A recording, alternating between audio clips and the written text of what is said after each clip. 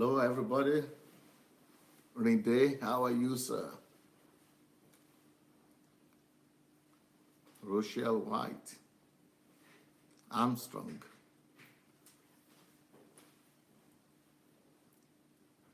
Neki Okoro. Wow, it's been a while. Nice to see you.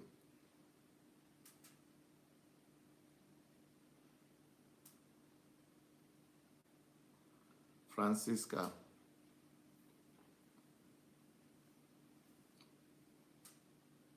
James,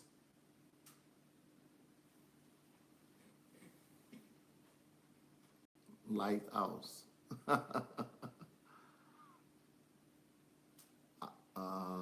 Aleon Pera, Agbon Joshua, Blessings, Abosede, Arinze, nice to see you. Sandra, Prince Will, Nike, Samuel, Bridget. Welcome, welcome, everyone. Ike Anselm, Adeshola is here.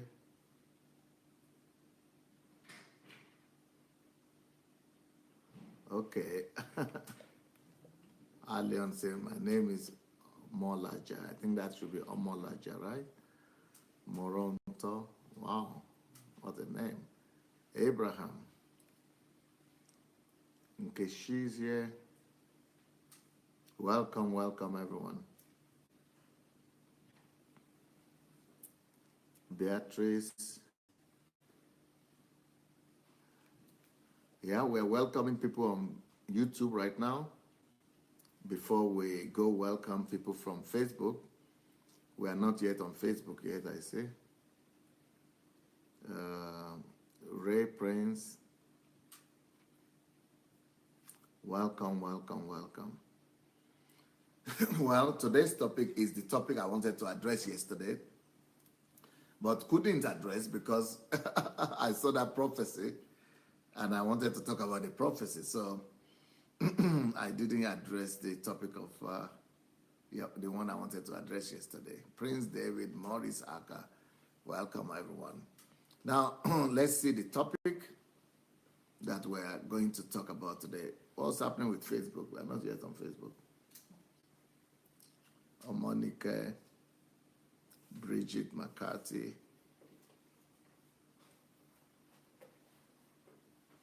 Maurice Aka, Godwin, Okezel,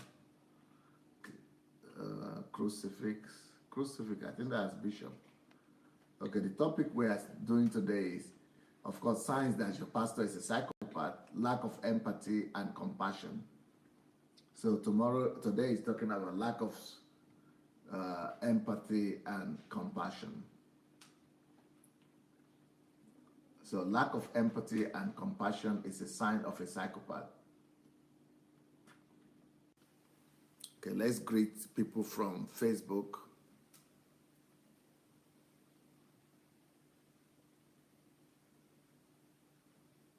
Okay, let me see. Yep, we are there on Facebook. Let's see who is there. Let's greet them. Okay, Dr. Ben Sufficient, Prince Kalu, Habi, Moji, Osas, Fred, Ernest, Kobla, Daniel Asenga, Daniel Oshoma. Daniel Oshoma, it's been ages since I've not seen Daniel Oshoma. He's kind of disappeared. Ekiti Drogba, Christian, Adetola, James Olaniyi, Ohun Olua, Francisca, Olubumi. Well, welcome every one of you. Welcome, welcome, welcome. Jane Musanka is here. Edwin Amimi, G. De Balogo, Precious Oliver. Welcome, welcome. Well, I'm going to go into the topic of today again. So let me show you the topic again of today. Is your pastor a psychopath? Is the general topic. Signs that your pastor is a psychopath is the general topic. But the sign today that we are going to be examining is lack of empathy and compassion.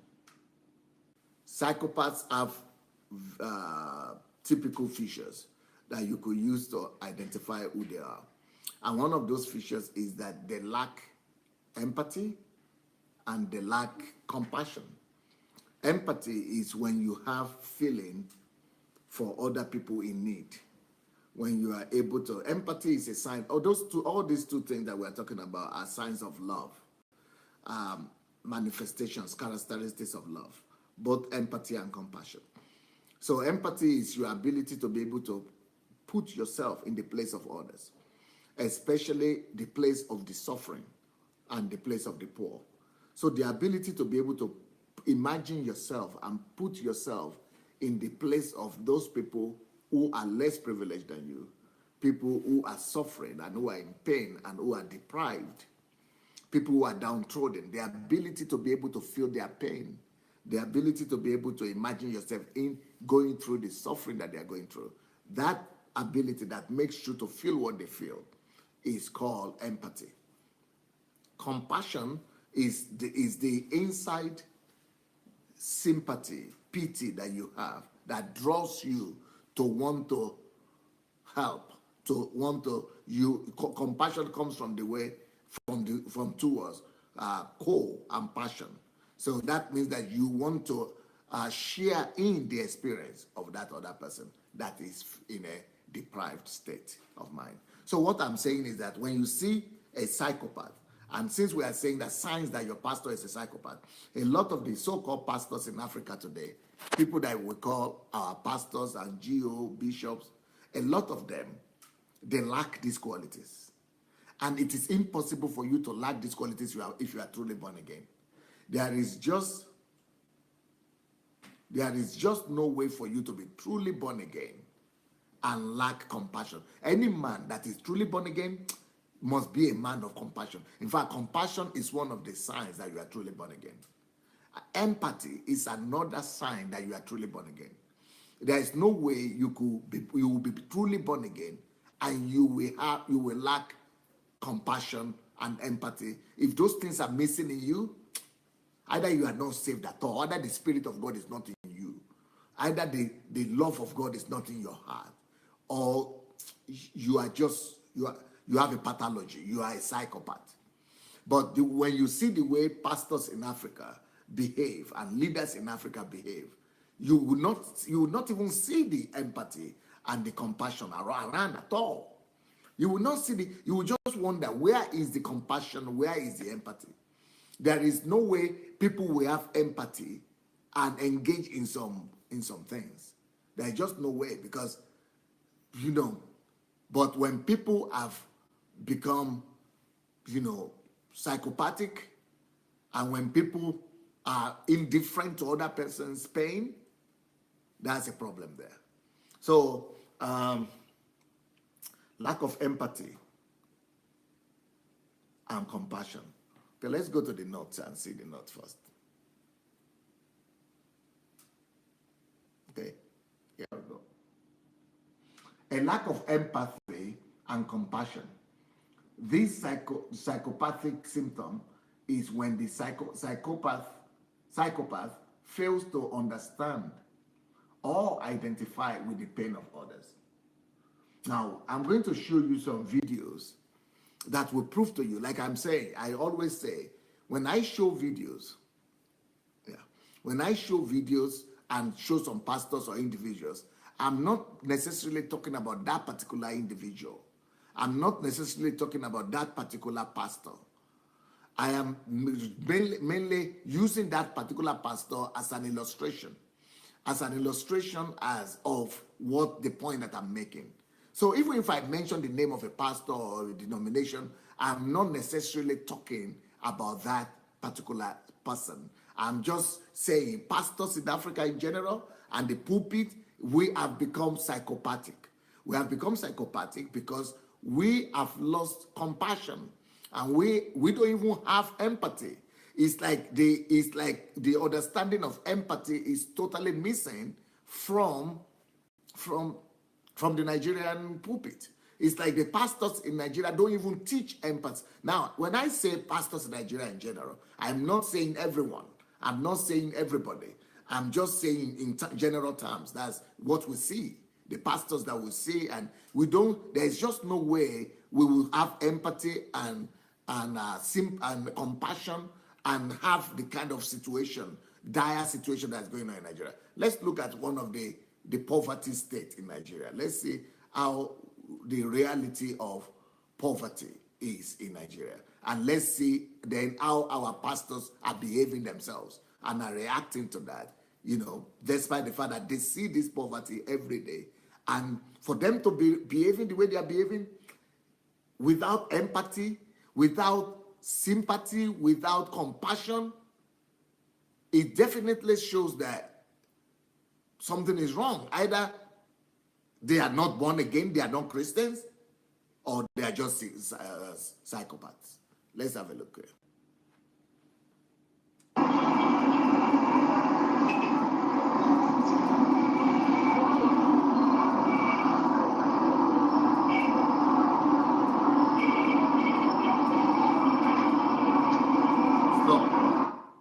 Can you believe it that some of these drivers that are driving past that girl, they are Christians?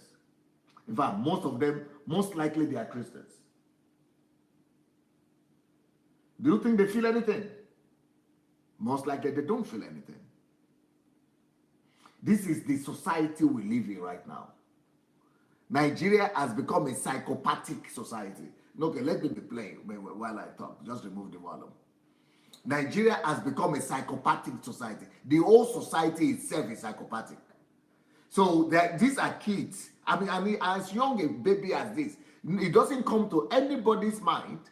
They gave her a half-drunk 7-Up, and that is the kindest. Most people will not even notice them. See all of them? See, can you see how small they are? It doesn't come to the mind of any of these people that to get them in the car and take them to their parents' house and say, why are you not in school? Or to try to adopt them, or to try to give them scholarship. These are Christians who are driving by. These are Christians who are talking to them. Some of them will even be abusing them. Born again. Go back, please. So how will you say they are born again, truly born again? How will you say people are truly born again when they don't even have any feelings towards these people? The only reason why they might find it reasonable or logical to have feelings towards these people is if they are their relatives. But if they are not their relatives, they don't see any need. Some of them will not even. It's not about giving them anything. It's about what you have in your heart. Okay, that person gave that bottle of water. That's good because it has something in his heart. So, but we have gotten to a place in Nigeria that we don't even feel anything again. That is the biggest danger. The biggest danger is not that you are giving or you don't give. Even if you don't have anything to give or you don't have anything to offer, but the feeling of compassion, the feeling of empathy has to be present in society.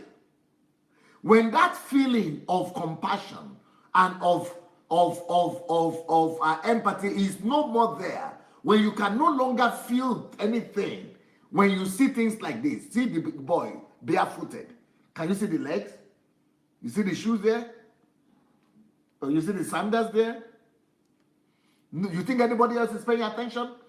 Nobody else is paying attention. And see the cars?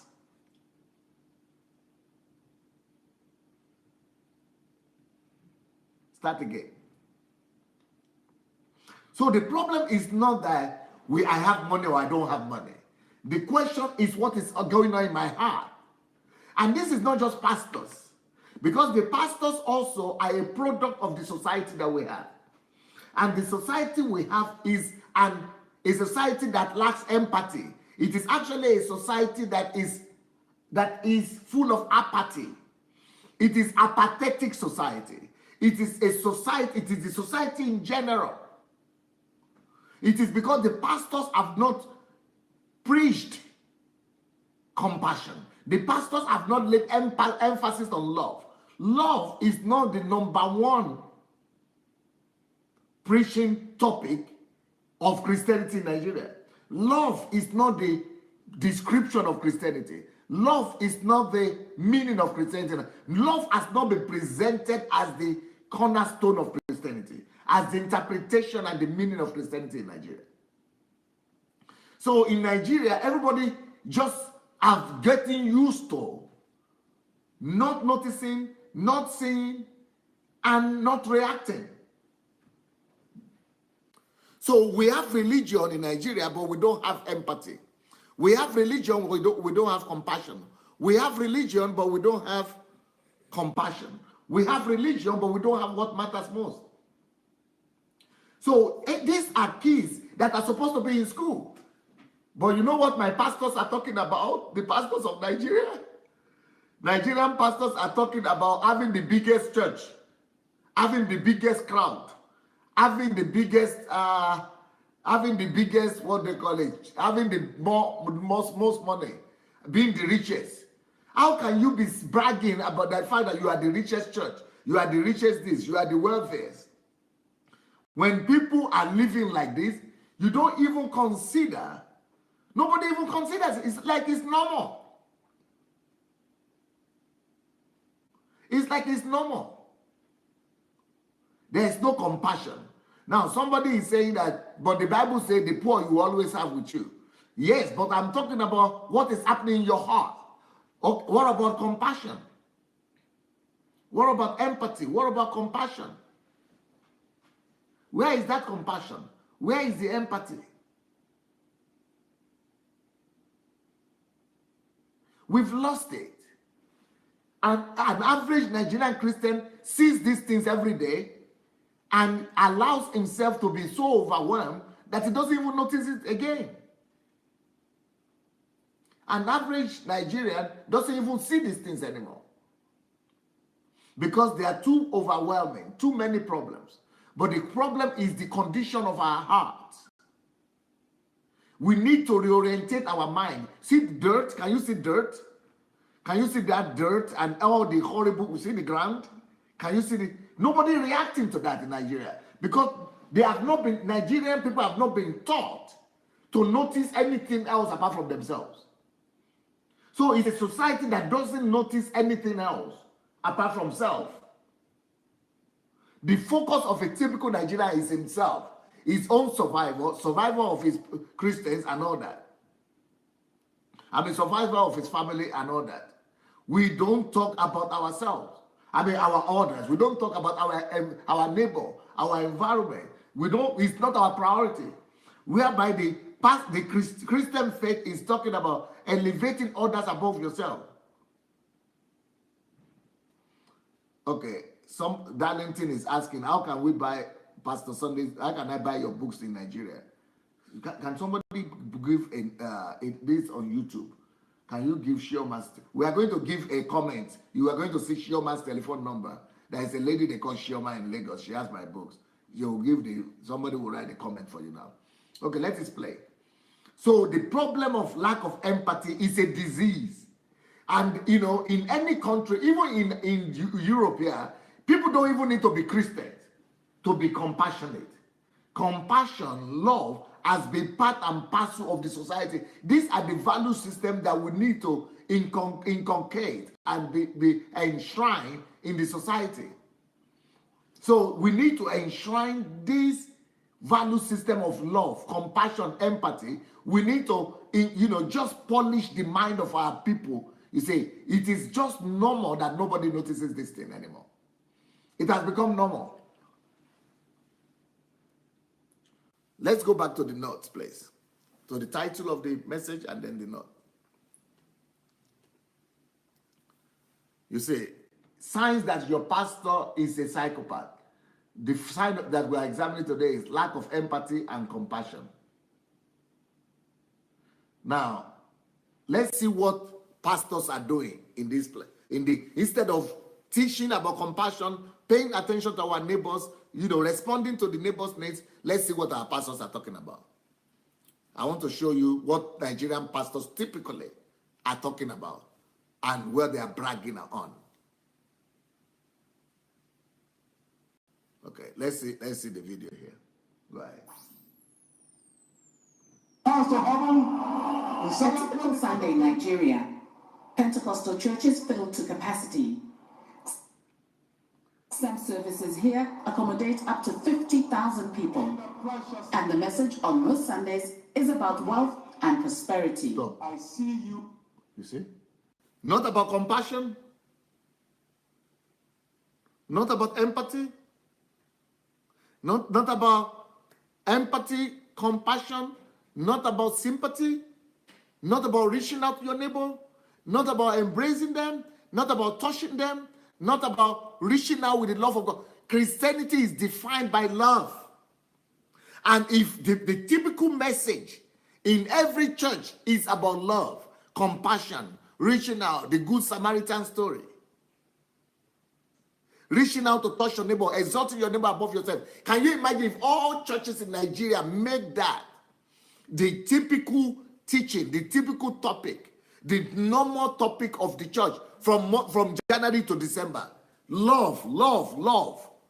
That is the only way to change our country. But if you look at it, these people, they always have 12 pillars or 12 or the topic of the month. You will hardly find one of them that is love or compassion or empathy or sympathy. You will hardly find a church that their theme of the month is just love. Not just to love God, but to love people. So our Christianity is deficient. Our Christianity lacks substance. Our Christianity is deficient in content. Our Christianity is now a facade. Our Christianity is now empty package without content inside. Let's look at this video again. On a typical Sunday in Nigeria, Pentecostal churches fill to capacity. Some services here accommodate up to 50,000 people. And the message on most Sundays is about wealth and prosperity. I see you married at last.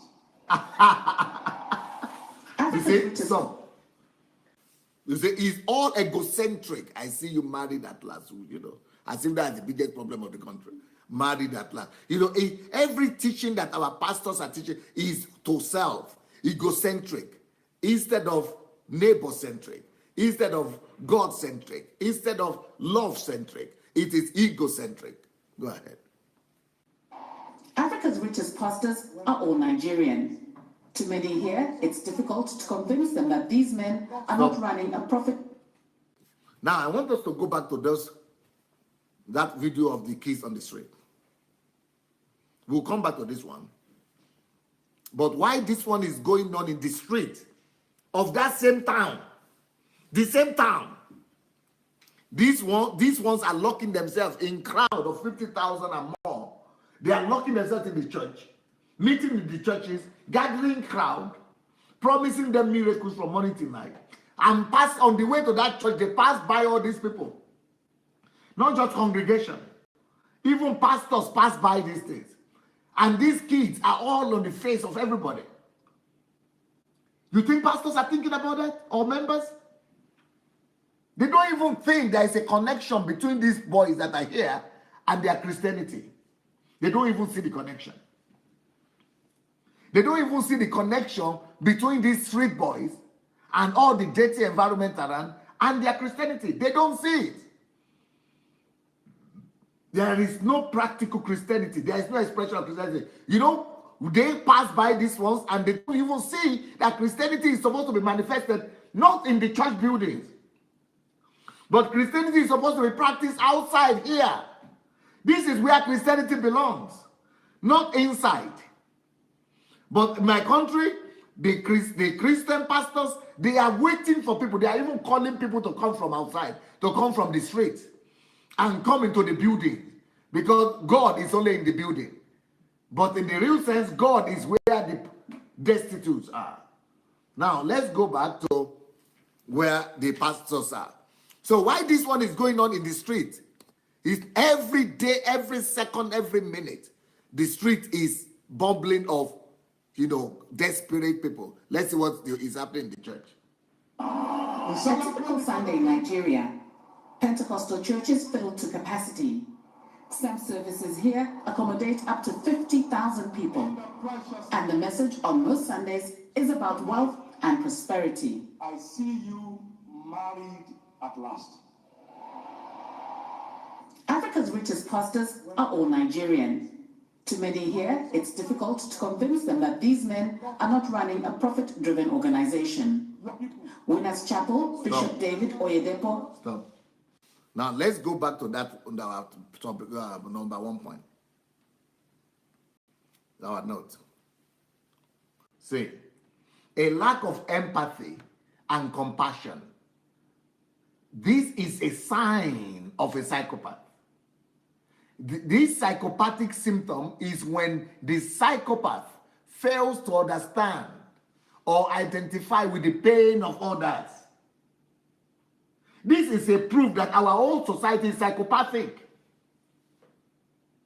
For you to be passing by every day, day and night, destitute, desperate, painful, and not even talk about it, totally disregard it.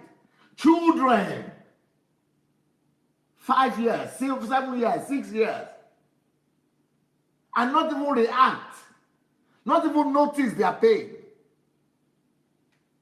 That is a definition of psychopathy. So what is psychopath? Go back to the title of something. A psychopath is somebody that lacks empathy and compassion. Let's go to the point 1 now. A psychopath lacks empathy and compassion for the people he sees. So how can you be seeing those pain? Let's see the first video again about those children. How can you be seeing that, passing by it every day, and you don't even feel anything again? That is a sick society right there. Sick, sick, sick. Have a look. Everybody is passing by. There is nobody, no way Nigerian will tell you they don't. Every Nigerian passes by this site every day. Every day. There's no way you will live in Nigeria without seeing it.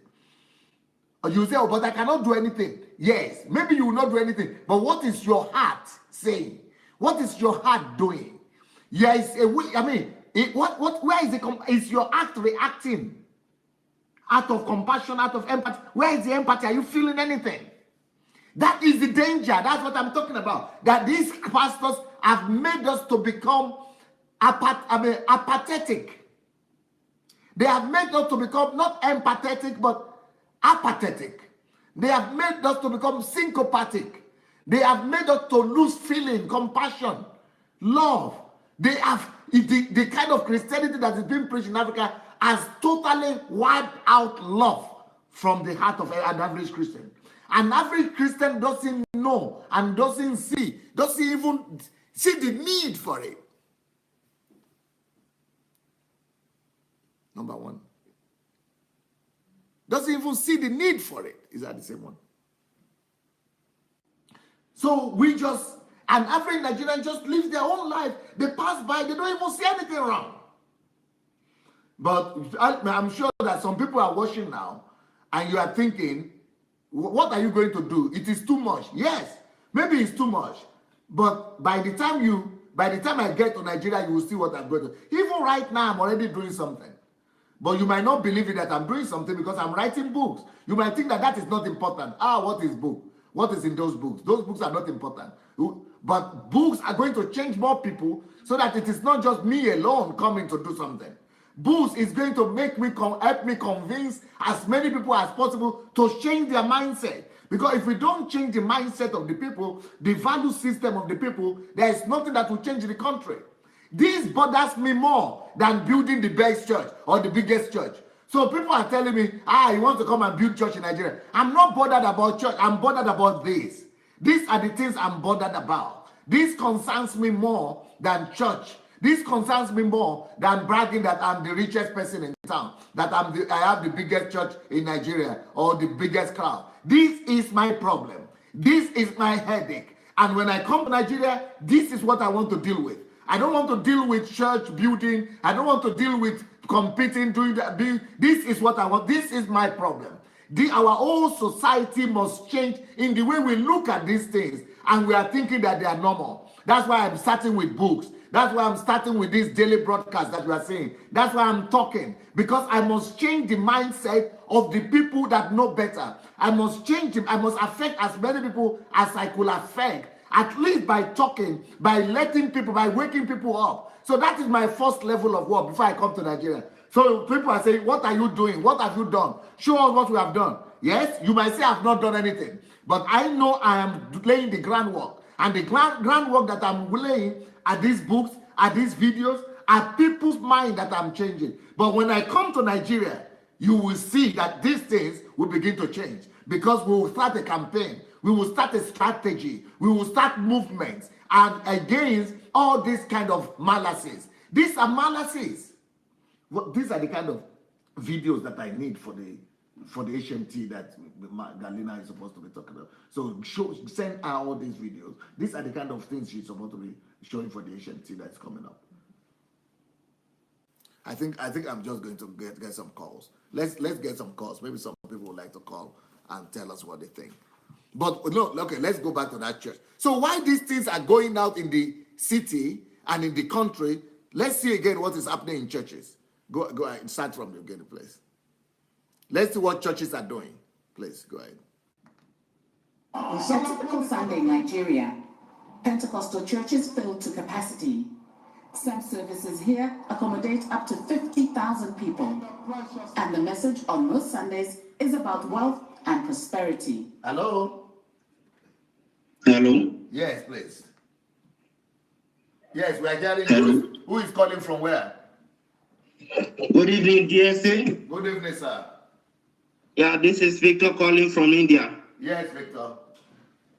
Yes, sir. I want to thank you for what you are doing, sir. Thank you, sir. Yes, I pray that may God help you.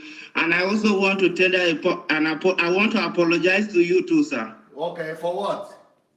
Yes, about 2 years ago, a friend of mine, we were talking, and he told me about you, that you were from Nigeria. But when I heard your name, I felt that you will be like them, because I knew exactly where you were coming from when I heard your name. Because I'm a Yoruba man? So, yes, sir. So I thought that maybe you will be like them. What do you mean? You mean all the Yoruba people are like that?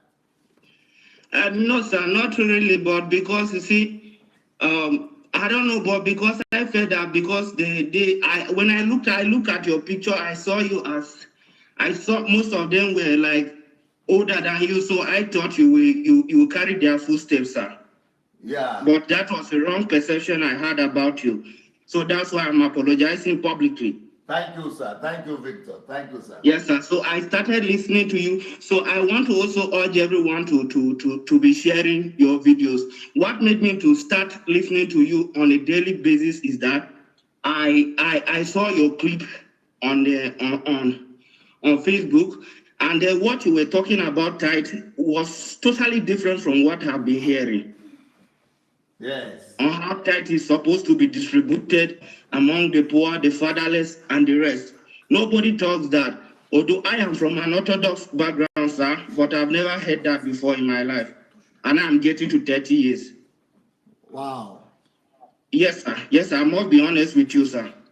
So I just want you to keep up the good works. And about the videos you are showing, sir, you see, the messages we hear is that somebody next to you wants your downfall. So how can you have compassion about people?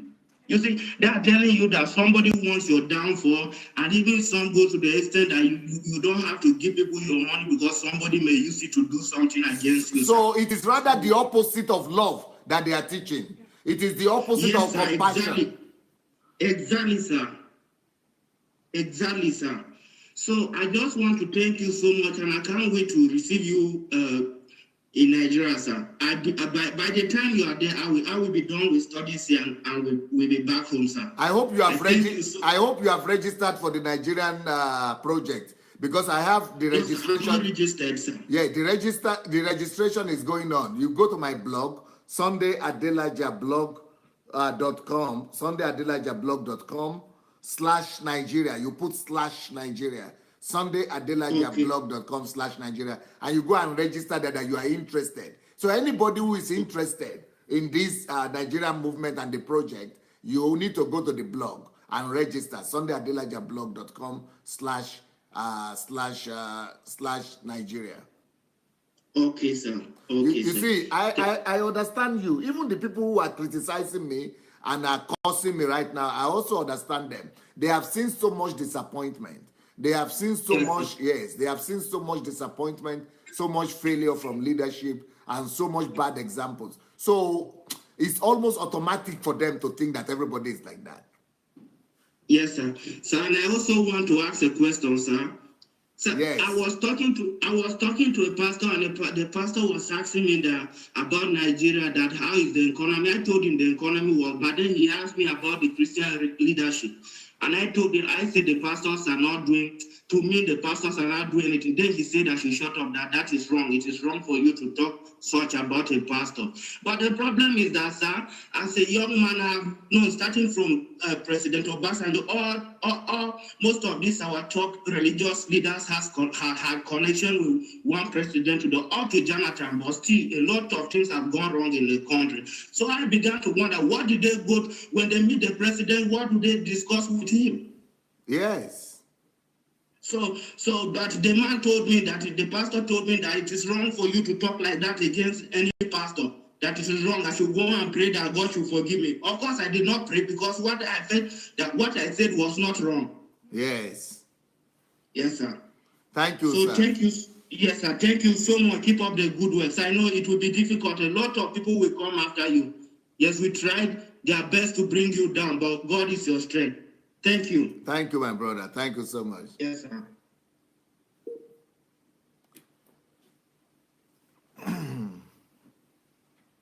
So we need to even redefine the Christianity we have in Nigeria.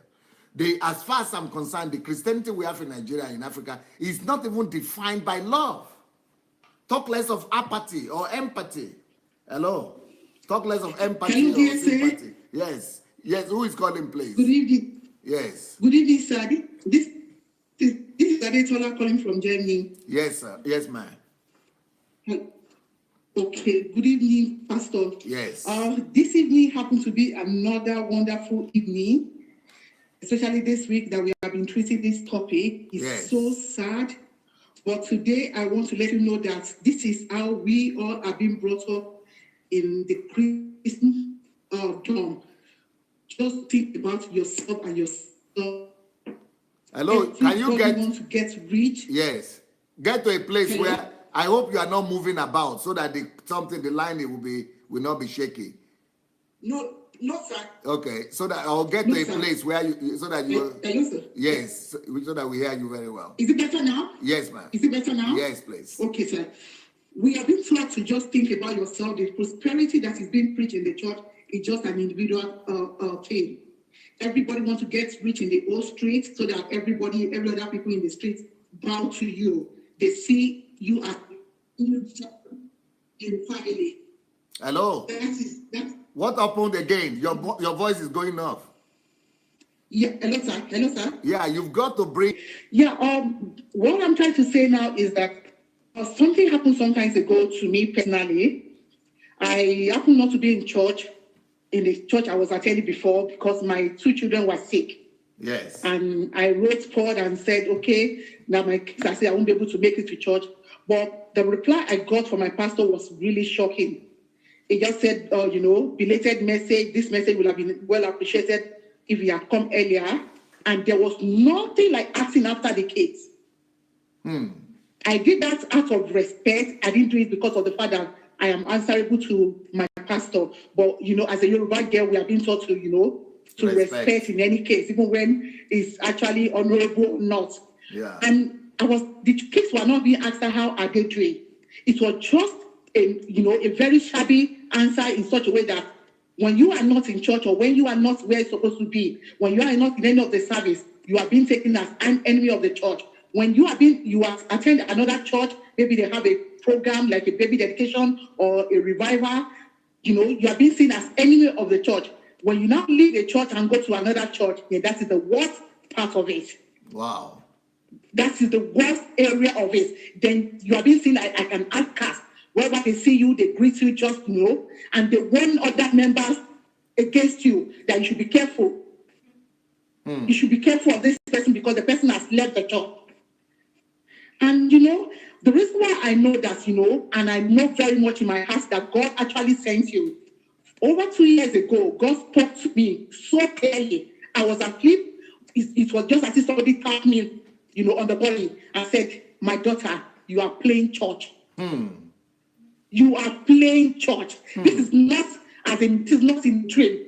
As in I was being awake, then I got a loud and clear voice. You are playing church. And it took me a year and a half to make up my decision, on coming out of where I am to go to another church. Even when I came out of there, and I happened to attend a white church, the first thing I saw there was love.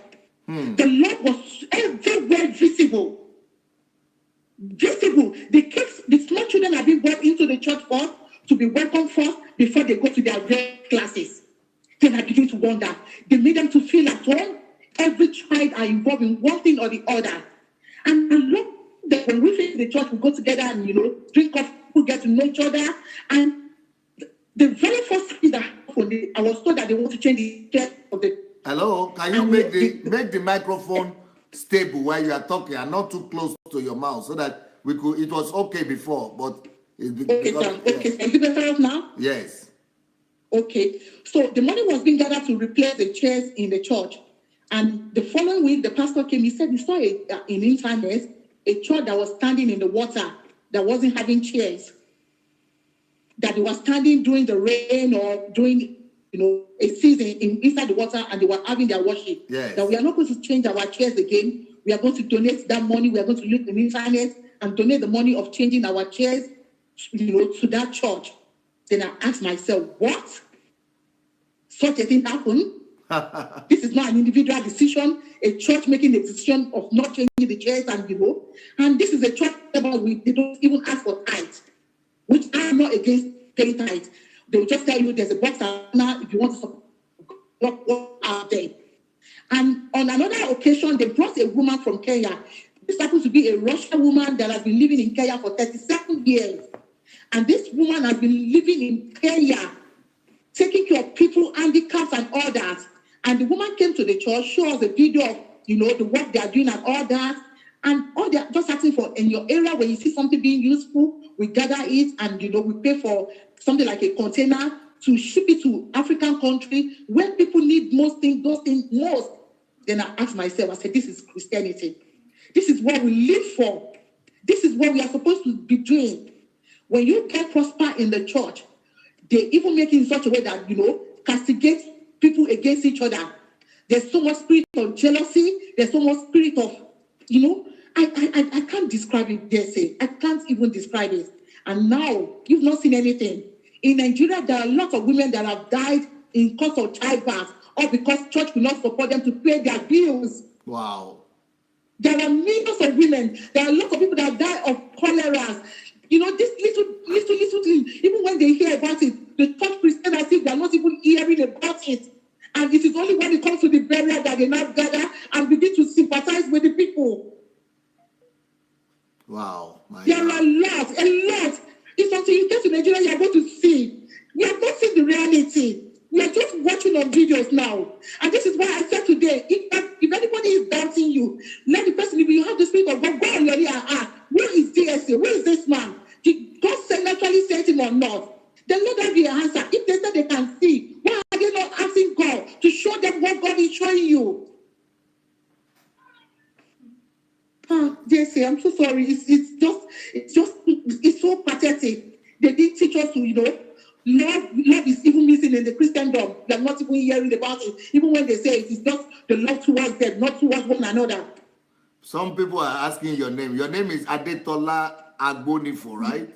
Yes, that's my name, sir. Adetola That's my name. Adewumi Agbonifo. That's right, sir. That's my name. Okay, just for that's people who are asking. Thank you very much. Thank you, man. You're welcome, sir. You're welcome. God bless you. God bless everyone. You too. Bye, sir. Thank you. There is other people who are asking, how do you register for the Nigerian project?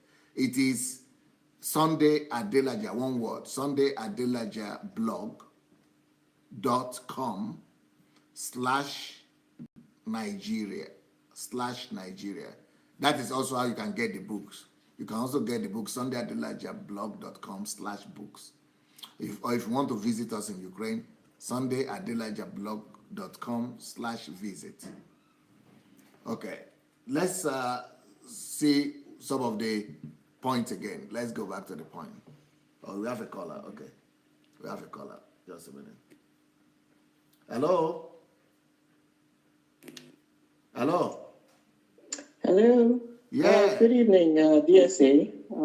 Can you hear me, sir? Yes, very well. Who is calling from where? My name is Kenny Ophili. I'm calling from Houston, Texas. Oh, you are Good the evening, sir. Omoile. Benny, sir. How are you, my sister?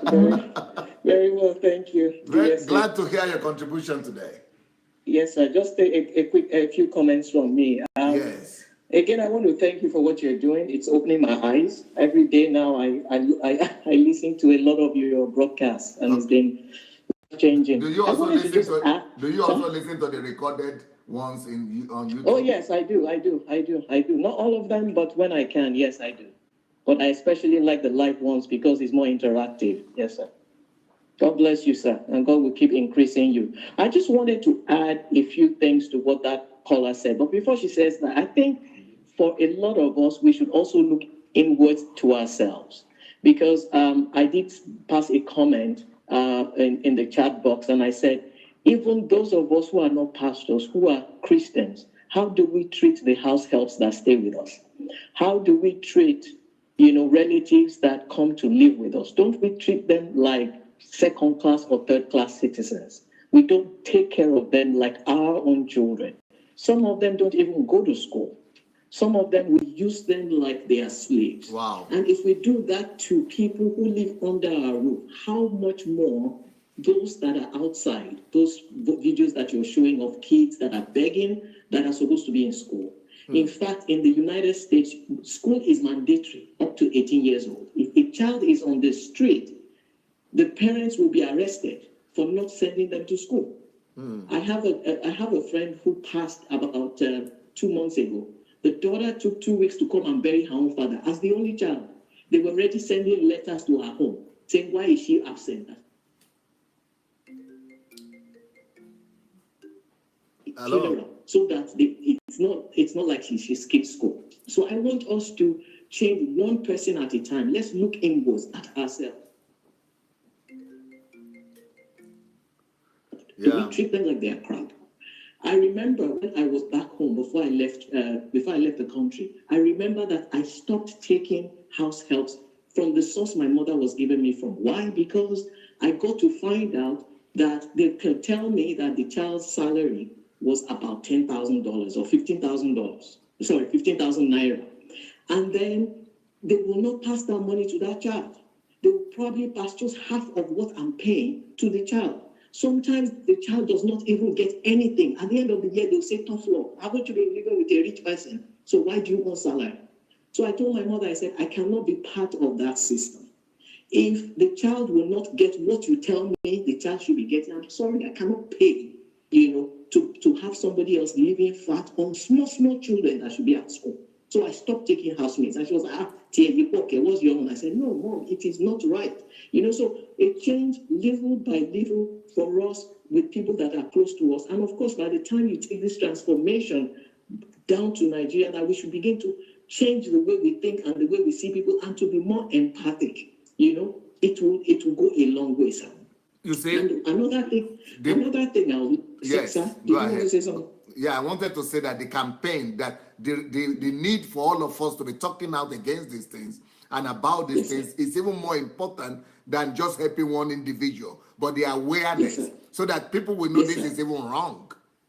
Yes, sir. It is true. It is very true. Some people don't know because that's the way they've been raised. If you've been raised to treat people like crap, that's what you know. If you've been trained to, you see people on the streets, you see beggars, you can't even help, you can't even, you see a child that is hawking orange, and you are pricing the item like your life depends on that 1 naira that you want to take off. It's just that empathy. I do agree. And one thing I also want to say is that even for us Nigerians that are in diaspora, we tend to bring this lack of empathy to where we live.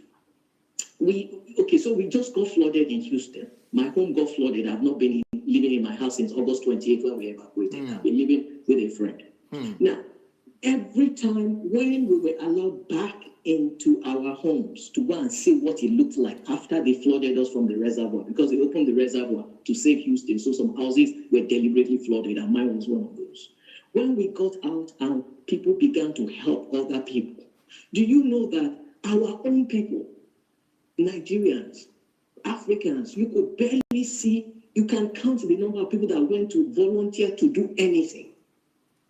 They would just say, oh, we are praying for you, we are praying for you, we are praying for you, we are praying for you. Who were the people who came to help remove all the bad things, cut out the walls because it's wood they used to go to build here?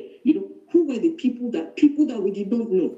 Whites, Hispanics, they were the people that were there helping from weekend to weekend to weekend, just trying to make sure that the house at least was rid of all the nonsense and all the mold and all the things that had come into the home. You could barely count those of us that are Africans that helped. I was talking to a lady in my subdivision who got flooded. I said, so ma, what's happening to you? She said, we were renting, so the government can't even help us much. If we were homeowners, at least they will give us a little bit of money. Okay, so what are you doing? She said, my church, they tried, though. In fact, I didn't expect that they'll give us money like that. I said, so how much did you get? Said they tried, though. They really tried. They gave me $300. So I said, is it Nigerian church? Okay, Nigerian church? Yeah. Nigerian church. Yes, Nigerian church. They tried, though. They gave me $300. In fact, I didn't expect them to give me anything. I said, why would you expect that you've been faithful, you've been committed in the church? Why do you think the church should not give you money? I didn't understand that. Then she now asked me, which church do you go? I said, I go to a white church. She said, oh, are they helping you? I said, yes. In fact, they gave each of us, we were 3,850 that got flooded in that church. They gave each and every one of us $2,000 each first. Wow. Okay. And then they now, yes, sir, $2,000 each. Every single person that they could verify was a member of the church and got flooded. Gave us $2,000 first. Then they sent people, to come help out, clean out, do everything. They brought dehumidifiers, fans, this and that. As we talk, sir, they were the ones that put the walls back up for me because we started to repair. Wow. So what am I saying? That what is wrong with us? Don't get it. And in all this, a lot of our Nigerian brethren, they just come, they say, we are praying. There was a time a pastor came, as people were going around, churches were helping. Anyway, they would just drive around, they would help, stop by a house and say, who needs help here? Just people helping each other. There was a Nigerian pastor that was going around in his Bentley in our subdivision. One time somebody now said, who is that person that just came and prayed with you? Said, who is our pastor? You know what one white man told him? He said, look, his presence here is making me angry. Why is he praying for you? Why can't he come and help us and come and cut out all these and he's coming in Bentley and help you carry load? Why doesn't he send his members here to come and help? Why is he just coming and praying for you? And he's coming in Bentley. It was one of our Nigerian pastors. And he came in a Bentley. And he was going around and for the Nigerians that he knew in the community and were flooded. So I'm just saying, sir, that we have to change our attitude. This one is only me. I'm only concerned about myself. It doesn't matter if the other people are doing well or not. It has to change. The people that have helped me through this period, people I do not know, People, there was a man that drove all the way from Virginia. Virginia to Houston is like 18 to 20 hours drive straight. This man came to our subdivision and he came to my neighbor's house and he said, the Lord told me to come and help here. And the man looked at him and said, no, it's not me that needs help. It's my neighbor. She's a single mom and she has her kids and her mother in the house. Go and help her. And this man came to my house. A white man. A white man. Yes, sir. Yes, sir. Mr. Steve. All the way from Virginia. I never knew the man before. I never saw him before. He came, he said, God sent me here to help him. He drove all the way on his own dime. Nobody sent me. But what is happening to our Africans or our Nigerian people? They'll come, the ones who come, they'll be taking selfie. I'm like, is this how to work? Or they come in shiny shoes, to come and help you be carrying load out. So I'm just saying, sir, that we do need, a mind shift. We need to imbibe what is good where we are. This spirit of servanthood, this spirit of, look, it doesn't matter if I'm not doing well. This person has a problem, and if I can help, I will help. These people here, we had people coming, husband, wife, kids of 2 years old, or 3 years old, or 5 years old, everybody helping the other, going from house to house, just throwing out bad stuff because it was almost a health plague to have that flow of all the things that happen. But you know what? In all of it, God came out through and He showed that there is still love in Christendom, no matter the aberration that we have, that we have brought with us where we came from. So that's my contributions. I put on and beautiful. I want to thank you for with your contribution. You are making me proud of Omoile, that my village girl. She's my village girl. She's my village girl. That's my big brother from Idomila. Yes, yeah. So thank you. Now, when Kemi was talking, what Kemi was always saying is that what is wrong with us? What is wrong with us? I know what is wrong with us. We have a culture of indifference. We have not embraced Christian culture. We don't know what it means to be Christians yet. In Nigeria, when I tell people, you don't need to go to church, just have personal relationship with God. People begin to attack me here on my own platform. Because to a Nigerian, going to church means to be a Christian. I'm saying you don't need to go to church. Go and help your neighbor instead of going to church. That is Christianity. Go and love the unlovable instead of going to church. That is Christianity. You don't need church attendance if you have personal relationship with God. Personal relationship is superior to attending church. But Nigeria, attending church has become an idol on its own. Hello, who is calling, please? Hello, dear sir. My name is Sheyi and I'm calling from London. Yes, please. Dear sir, good evening, sir. Your voice is so low and is so damned. Can you come up somewhere or make the microphone closer or stand up or come to somewhere? Yes, sir. Can you hear me now? Can you put off? I think you have Facebook on or YouTube on somewhere. Put it off completely. And I have just my iPad. I don't have a YouTube I'm just on Messenger, not on YouTube or Facebook. Okay. Yeah, if you can stand straight and talk in a way, yeah. When you can you hear me now? Now it's better, yes. I say good evening, dear sir. Well, the video you showed about children, I want to say that it appears to be a common thing in Nigeria because I left the country some 7 years ago, and I can tell you that it's even getting worse because then when we find children on the street, you begin to ask questions. But these days it appears that, it's just the norm. I remember when I was growing up, I'm not too old, but I remember when I was growing up, the people whom you find on the street or whom you find begging are people from the northern part of the country.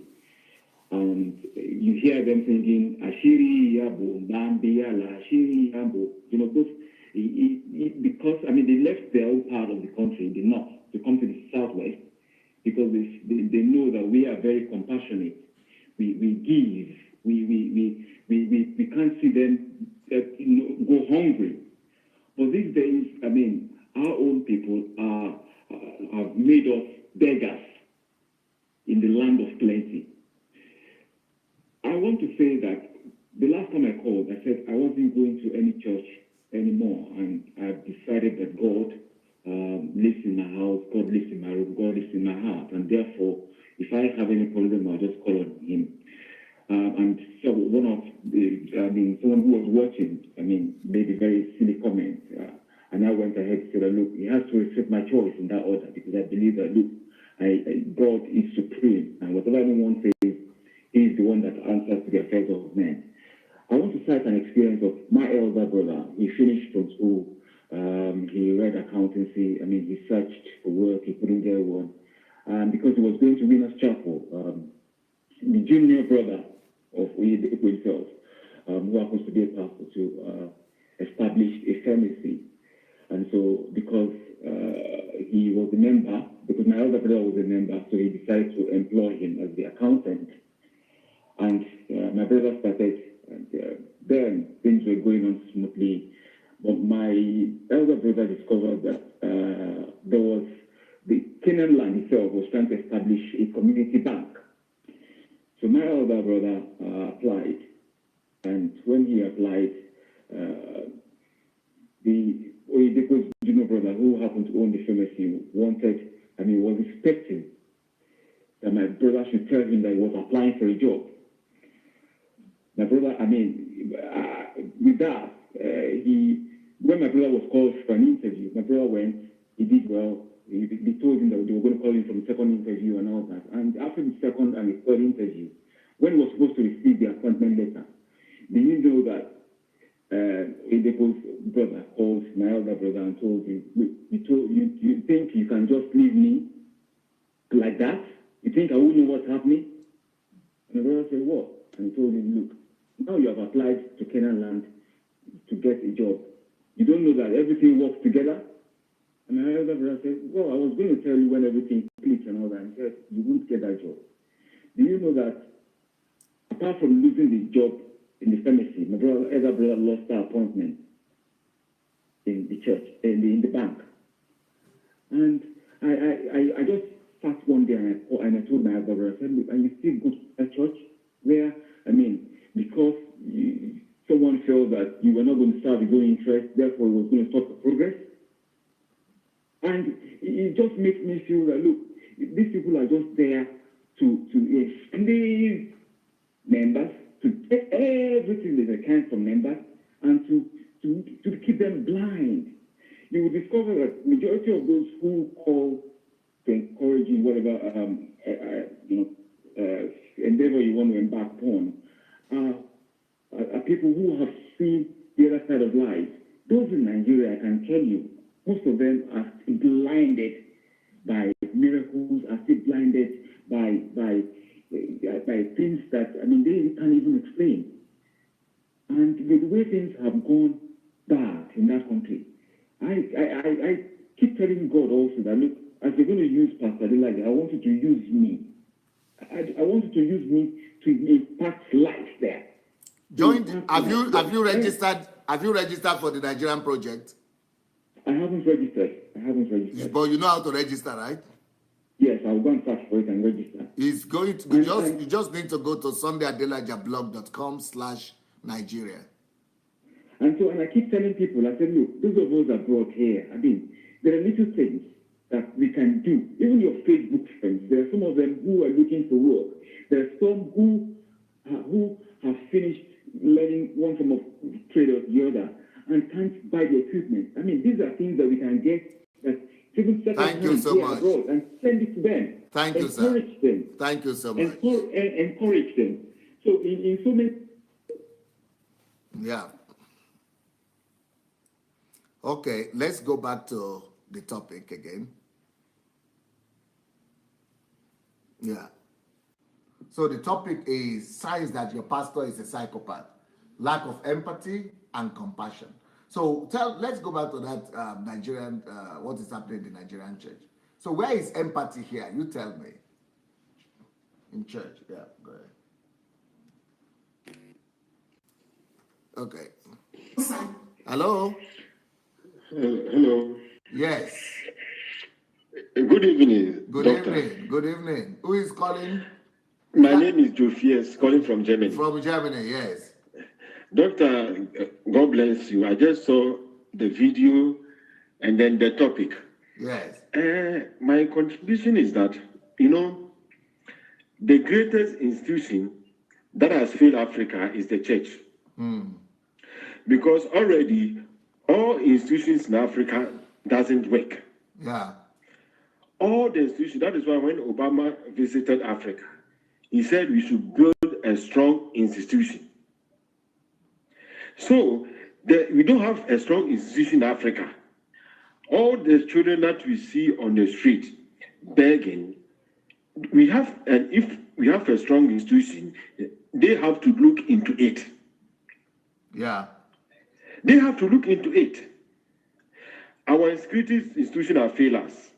Chieftaincy institutions are failures. All ministry of health, ministry of education, all have failed Africa.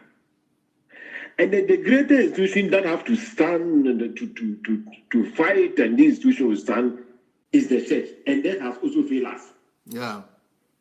So when all these institutions have failed us, this is your movement that you are going to Nigeria to start. The books people are reading, the videos people are watching, people are sharing. It is going all around. But all these institutions, there was a time Professor Lumumba of Kenya is a Pan-Africanist. Yeah. He said he was appointed to chair the Committee of Corruption in Kenya. He has to run for his life because the institution is so strong that to even investigate it, you end up dying. So he has to even resign. He said that it is so strong that it has eaten to the deepest. And they have a kind of empire. That is how the church also has become. They have become one. So fighting them, they have agents. Like the video you saw about 2 days ago, a man of God slapping a child. If we have a strong institution, this man of God should be brought in the question. Yeah. But nobody will call it because the people supposed to do that, they have linked with these people. Yeah. The police who supposed to take arrest, they are boys to the man of God. Yeah. The president who's supposed to give orders, the commander-in-chief, is also under this corrupt institution. Yeah. So it is so difficult in Africa now that the things are everywhere is spoiling, it's destroying. We are now like in the state of anarchy. We are in the state of anarchy. We are in the state of, totally in the state of anarchy in Africa. I will not leave one country. They can just, a suspect can be killed instantly. A suspect can be killed instantly. Recently, they killed a major in Ghana. Yes. Who went to protect a village. They just killed him, instant justice. And this is not now. The military themselves kill people instantly. Police kill people instantly. It's jungle. They don't investigate. Jungle justice. Jungle justice. Thank you so much. Thank you, Doctor. Thank you, sir. Yeah. Now, so why all that is going on in African streets? Let's see the street again.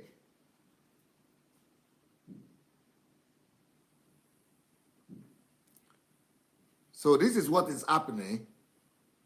This is what is happening in the streets of Nigeria, of Africa. You know, children are walking about, roaming about, helpless, trying to do what they can do. And the people with the big cars, some of them are Christians. They don't even have any feeling. They don't even feel at all for these people. They don't even have any feeling of compassion. And some of them are even on their way to church right now. Some of them are even rushing to church. Some of them are trying to say they are Christians. There's no empathy, no feeling. And you wonder, where is humanity? Especially in people who say they are Christians. Where is humanity? Why are they not? You know, it is abhorrent. It is horrible. It is unbelievable.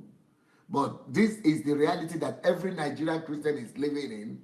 And we are actually thinking that this is the norm. I mean, in the sense that we are not responding. So let's even don't talk about the pastors too much. Let's talk about ourselves. But meanwhile, what's going on in the church? Why this is going on in the street? So why this is going on in the street? People are suffering in the street every day. Let's see what's going on in the churches. Put the volume.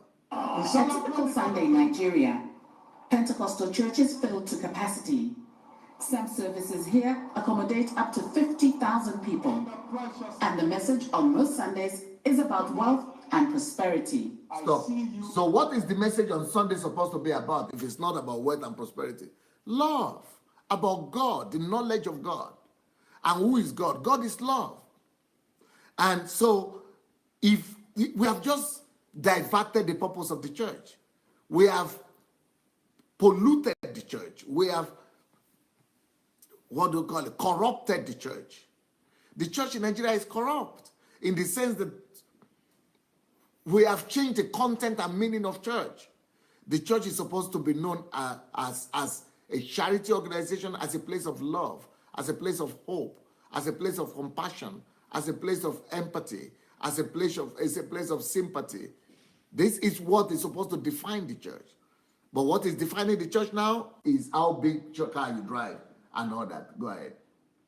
I see you married at last. Married at last. You see, it's all egocentric messages, concentrated and focusing on individual needs instead of on God's needs and on your neighbor and your love, on God's qualities. Go ahead. Africa's richest pastors are all Nigerian. To many here, it's difficult to convince them that these men are not running a profit-driven organization. Winners Chapel, Bishop David Oyedepo, is said to be worth 150 million United States dollars.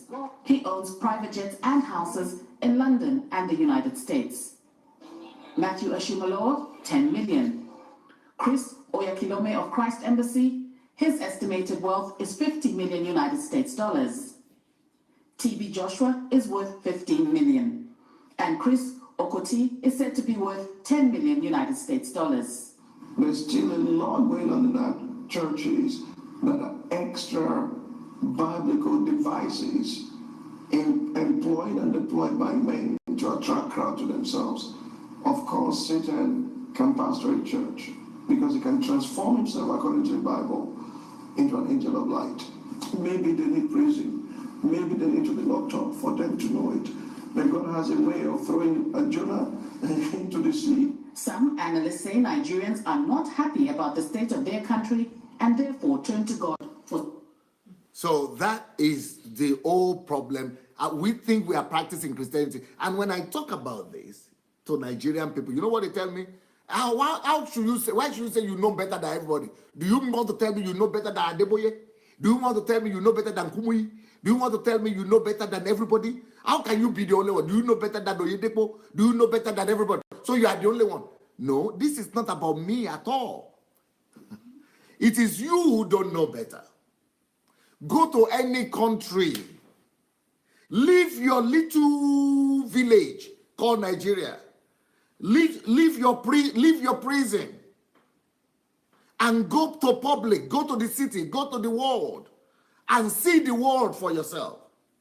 And see that any human being, any person that is human around the world, everybody knows that love, compassion, empathy is the definition of Christianity. It is not how many times you go to church that is the definition of Christianity. It is not speaking in tongues that is the definition of Christianity. It doesn't matter what your pastor is. It's not miracles that is the definition of Christianity. It is not signs and wonders that is the definition of Christianity. It is not church building that is the definition of Christianity. It is not crowd that is the definition of Christianity. Christianity is only defined by this shall all men know that you are my disciples. By this, by what? Love for each other, love one another. Love to give your, but they said this is the sign to know that you are a believer, that you can give your life for others. Christians are those who are capable of giving themselves and their lives and their everything to others. When we don't have that, when we lack empathy and compassion, that is called psychopathic. that is being psychopaths. These churches have turned all church members to psychopaths like them. We are all like psychopaths now in Nigerian churches. Not just the pastors. Even members pass by without even thinking. Members pass by the needy without even considering it as a need. We don't feel. When people stop feeling the pains of others, we are sick as a nation. We are sick. We are not Christian. We don't have the heart of Christ. The only way for us to be defined as Christians is by our love for other people. People who cannot say thank you. People who cannot say thank you. Who cannot reward us. Let's see some other videos that confirm this. That we don't, the Christianity we have is no more Christianity. We use the name Christianity, but we're actually practicing paganism and syncretism. Syncretism and paganism is what we're practicing. The church in Nigeria has been hijacked. The church in Africa, in Nigeria, has been hijacked and raped. And what we now have doesn't have anything to do with the original Christianity. So it's not me saying I'm better than anybody. It's not a competition of Pastor Sunday better than everybody else. This is not about me. Oh, you want to come to Nigeria, you want to say everybody else is bad so that everybody else will leave their church and come to you. No, this is not about church. I'm not even planning to do church when I come to Nigeria. I'm trying to wake you up to let you know that what you call Christianity is not Christianity. What you call church is not church. Oh, why is it that it's you who is right? How can you be the only one who is right? It's not about me. The whole world knows this. You need to come out of your kitchen. You need to come out of your little world.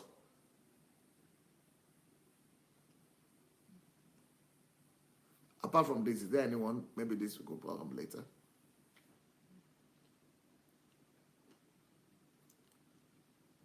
Just anyone. Just the next one I'm seeing there. Yeah. Huh? Yeah. What is happening? What is going on in Nigerian church? Instead of children are going on in the street, hungry. What are we doing in church in that time? Let's have a look, please. Someone in this church will testify. 7-8 years ago, a young man who used to go to you see what is happening? Church of God. Wait. In London. Someone in this church will testify. You see, it's all manipulative things, just egocentric, making everybody become egocentric. Making everybody become egocentric. He's going to tell stories. I don't need the story. After the story, what comes? So what does he want from people, this guy? Let's see. Who came under my ministry a few years back, came to London washing plates. No. So now he's about to build an 8th-floor hotel in Ibadan. Go and speak in corporate places. What do you want? You say, wait, the reason I don't want to hear the story is that the story is always for one thing. Either they want to tell people to now begin to give, or say, okay, you see the story, this happens in my church in London, this happens somewhere, this happens somewhere. So what do you want? Is all those stories always lead, not for them to give to people, but for people to give to them. It's always about him collecting something. I don't want to hear a story. What does he want? Make a cuckoo say, what is the thing? Let me hear what the guy wants. So get me the gist of the story. That they will experience the blessing of 1,000 times. That's it. 1,000 times. Okay, You don't, 1,000 You don't times. start. You don't start. 1,000 times. Now it comes. 1,000 times. Now it comes. When you experience the blessing of 1,000 times. Stop. This one is not talking in London, no. This is to poor people in Nigeria. People are already poor, wretched, abject poverty. People are already poor, wretched, out, down and out. They can't send their children to school. They can't eat 3 square meals. And you hear what this guy is going to say. He's going to tell them, He's promising them 1,000 fold or whatever. 1,000 times blessings or 1,000 fold blessing. And you know the key to get that 1,000 fold blessing is to collect the remaining they have. The little that is left in their hand, they have to give them to him. So tell me where is compassion then? Tell me where is empathy? Tell me about compassion and empathy. This is the opposite of compassion and empathy. People are already beaten down. In fact, no pastor with conscience in Nigeria should be collecting money from people. Even offering, they should be collecting. When I come to Nigeria, I will not collect offering. If I collect offering, I will be collecting offering for people. If I will not collect, not just tithe alone, I will not even be collecting offering. I promise you that one. Because if I collect offering, it will only be for other people. If I collect tithe, it will only be for other people. Anything will only be for the less privileged. Because people are already beaten. People are already damaged. And you still have the conscience to collect from them. That is not empathy. That is not compassion. That is apathy, rather. Let's go ahead and see what he wants. That they will experience the blessing of 1,000 times. 1,000 times. 1,000 times. 1,000 times more. 1,000 times favor. When you experience the blessing of 1,000 times, you handle more than your fathers handle. You become a father to your fathers, a father to your uncles, a father to your brothers.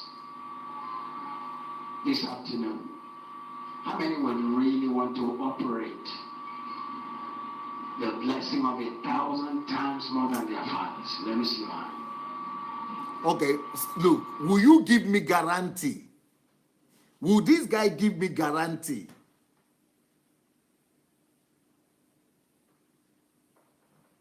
that after these people give this money, they will get that 1,000 times? If you cannot give guarantee for that 1,000 times, then that's fraud. Why should you promise it if you cannot guarantee it? And then they will put the blame on God when those people don't get anything. Let's go ahead and see. Jobs down. I believe God responds to seed. You can't buy a miracle. You must learn to provoke. We don't start. Every blessing I have seen in my life, I've learned to sow. It was another story. I sow when I'm going through difficult times. So people think it is out of abundance that I'm doing it.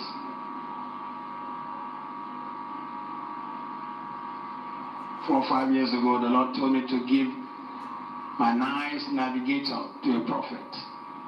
I bought it brand new from Dallas.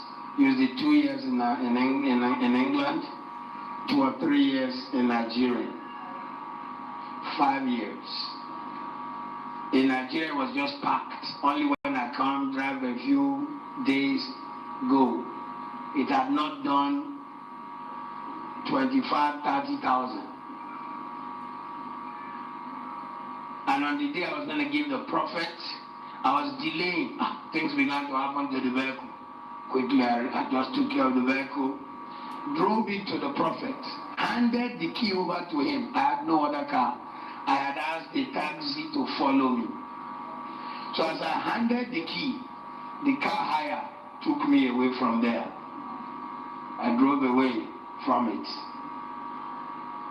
Since then. You see, our people don't have feelings. How can you be talking about navigator or something? A Jeep navigator, way to a congregation in a country where the average income is $2. A white man, a white pastor will never, unless they are from Word of Faith movement, but a normal European pastor, white person, will never think of telling such stories unless he's his friend. What they call him? He has a friend. He's a white guy. Those Word Faith guys, Matt, what's his name? The one that says today, 28th of May, is $28. Modoc. Only those kind of. Otherwise, normal European American people, white preachers, other normal human being will never go to a poor country with $2, where the average something is $2, and be telling them about navigator. You are laughing at their intelligence. You are ridiculing these people's plight. Then he's not just going to be telling them about the navigator. He's going to go more than that, beyond that. He's now going to get to a place and say they now should all gather the rest, anything that is left in their pocket, and give it to him. Not to go and give to the poor. Not to go and give it to some other people who are less privileged than themselves. So it has to be to him. What kind of logic is that? Okay, let's go. Make it continue. The Lord has more than surprised me. Someone say 1,000 times more. I'm going to stretch some of you, but you will testify. Everywhere I go, I meet people say, oh, when you came, when you... You will testify. So you guarantee? Will you take you to court? That's why, thank God that this guy is in the UK. These are the kind of things people can take to the police in the UK. I guarantee you will testify. What about if you don't testify? Will you give me my money back, at least? Or will you multiply it by 1,000 times yourself? Okay, go ahead. Oh, when you did this, when a young man I saw at the airport laid hands on him as I was about to fly, he came and said, sir, I think he helped me and my ticket was having a problem. I prayed for him. A few months back, he saw me, he said, sir, I was nothing there. Now my business has a turnover of, as a ticketing agent, he has a turnover of 400 to 500 million.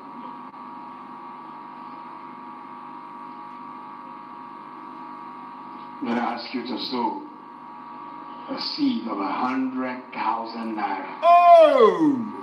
No, but you people are complaining about 1,000. You guys are complaining about 1,000, that this guy said they should say 1,000. He has jumped from 1,000 to not 10,000. Oh.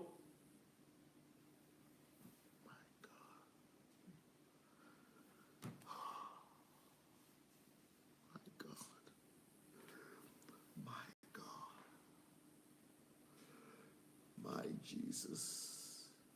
I didn't even see this video. Did he say, let me hear that thing again. This is so heartless. Where is Mayowa? She has to do a video on this one, though. This man has graduated from 1,000 to 100,000. Oh. This one is graduation, oh, 100,000. And you say you guarantee. Let me hear that thing again. I make mistake. To follow me. Is he my hair? So as I handed the key, the car hire took me away from there. I drove away from it. Since then, the Lord has more than surprised me. Someone say 1,000 times more. I'm going to stretch some of you, but you will testify. Everywhere I go, I meet people who say, oh, when you came, when you spoke, when you did this, when... A young man I saw at the airport laid hands on him as I was about to fly. He came and said, sir, I think he helped me and my ticket was having a problem. I prayed for him. A few months back, he saw me. He said, sir, I was nothing there. Now my business has a turnover of, as a ticketing agent, he has a turnover of 400 to 500 million.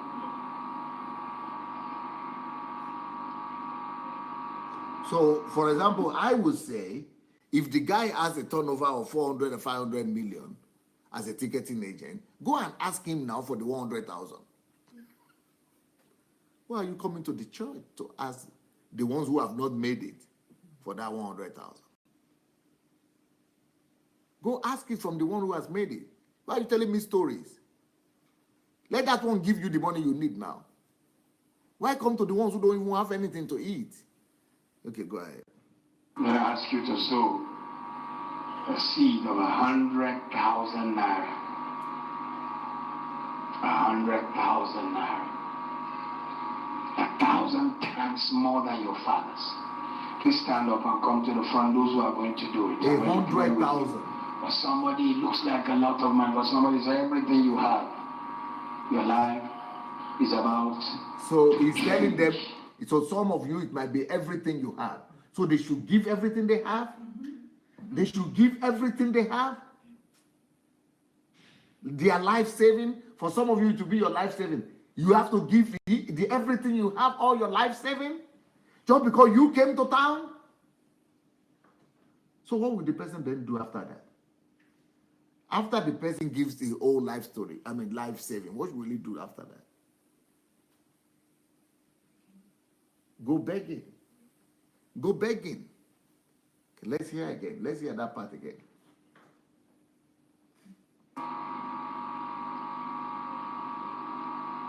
I'm going to ask you to sow a seed of 100,000 naira. 100,000 naira. 1,000 times more than your fathers. Please stand up and come to the front. Those who are going to do it, I'm going to pray with you. For somebody, it looks like a lot of money, but somebody says everything you have, your life is about to change. This is the day of change. Some people who are doing it, I want you to come to the front. Come quickly. I'm going to pray with you, and then I'm going to hand over the microphone. Don't wait for anybody. Thank you, Lord Jesus. Thank you, Lord Jesus. Thank you, Lord Jesus. Thank you, Lord Jesus. Thank you, Lord Jesus. Yeah.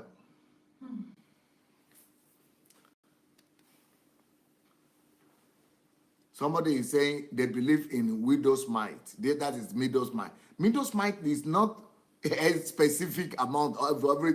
Widow's mite is little. If they don't believe in widow's mite. If they believe in widow's mite, it will be $1 they will be asking for. $1, $2. This is horrible. This is what is happening in churches. Let's see the notes. So you see, that is apathy. That is psychopathy. A lack of empathy and compassion. This psychopathic symptom is when the psychopath fails to understand. All these pastors, these are the GOs and the pastors, the big men, they fail to understand or identify with the pain of others. That is psychopathy. Psychopaths, they don't recognize, they don't identify with the need of others. They don't even feel it. Hello. Hello, good evening, sir. Evening. This is Baba from London. Yes, please. Sir, the video that we will say is quite horrible about these racial armed robbers. Yes. It's too much. Yes. These people, they don't even have 1% mercy on the poor. They don't. Why are they all like that? Why? Why? For crying out loud. When they die, you're going to bury you under 6 feet. You're not going to take all this thing to anywhere. Why? Why lie to people? So that, yes, I'm more than 100% behind you. We are going to win this cause for the cause of Christ and for the people of Nigeria and Africa at large. Because these people, they must not go scot-free. It's too much. It's too much. Why? So if you can solve the problem of the church in Nigeria, I believe we are going to solve not less than 75% Nigerian problems, and we are going to swiftly transform to at least 35% of African problems. May God continue to help you and strengthen you. And for us to believe in this cause, may God strengthen us and be with us as well. In Jesus' name. Thank you, sir. Thank you. Yes. I'm behind you. I'm supporting 100%. I'm telling people as well. Because it's not easy. Most of them have been brainwashed over the years. It's not easy. It will take time, but I believe we are going to get there. Amen. Thank you. Have a nice evening, sir. Thank you. Thank you. Yes. So you see that what is psychopathy? Psychopathy is lack of empathy and compassion. So when people don't have empathy and compassion, people are suffering every day, like you saw in the street. People are suffering right, left, and center. And you are still demanding that they will give their life. You must be wicked. I just don't see another definition. These people must be wicked. Okay, let's go ahead and see the note. Go ahead. Yeah. So people lose their jobs. That, an example, another point is people lose their jobs and you tell them to bring money. Do you have other examples in videos like that? People lose their jobs. People don't have anything. People are unemployed. You say, so dangerous seed. That's the way for you to get prosperous. The only reason we're asking money from you is because we want to make you prosper. But you don't have anything to give. Yes, that's why you should sow. Sow something that will painful, dangerous seed, painful seed. That's what they are saying. Yes, who is there? Hello? Hello? Good evening, sir. Yes, sir. Speak louder, Hello, please. yes, sir. Good evening, sir. Yes, sir. This is Pastor Ben calling from France. Yes, just speak louder.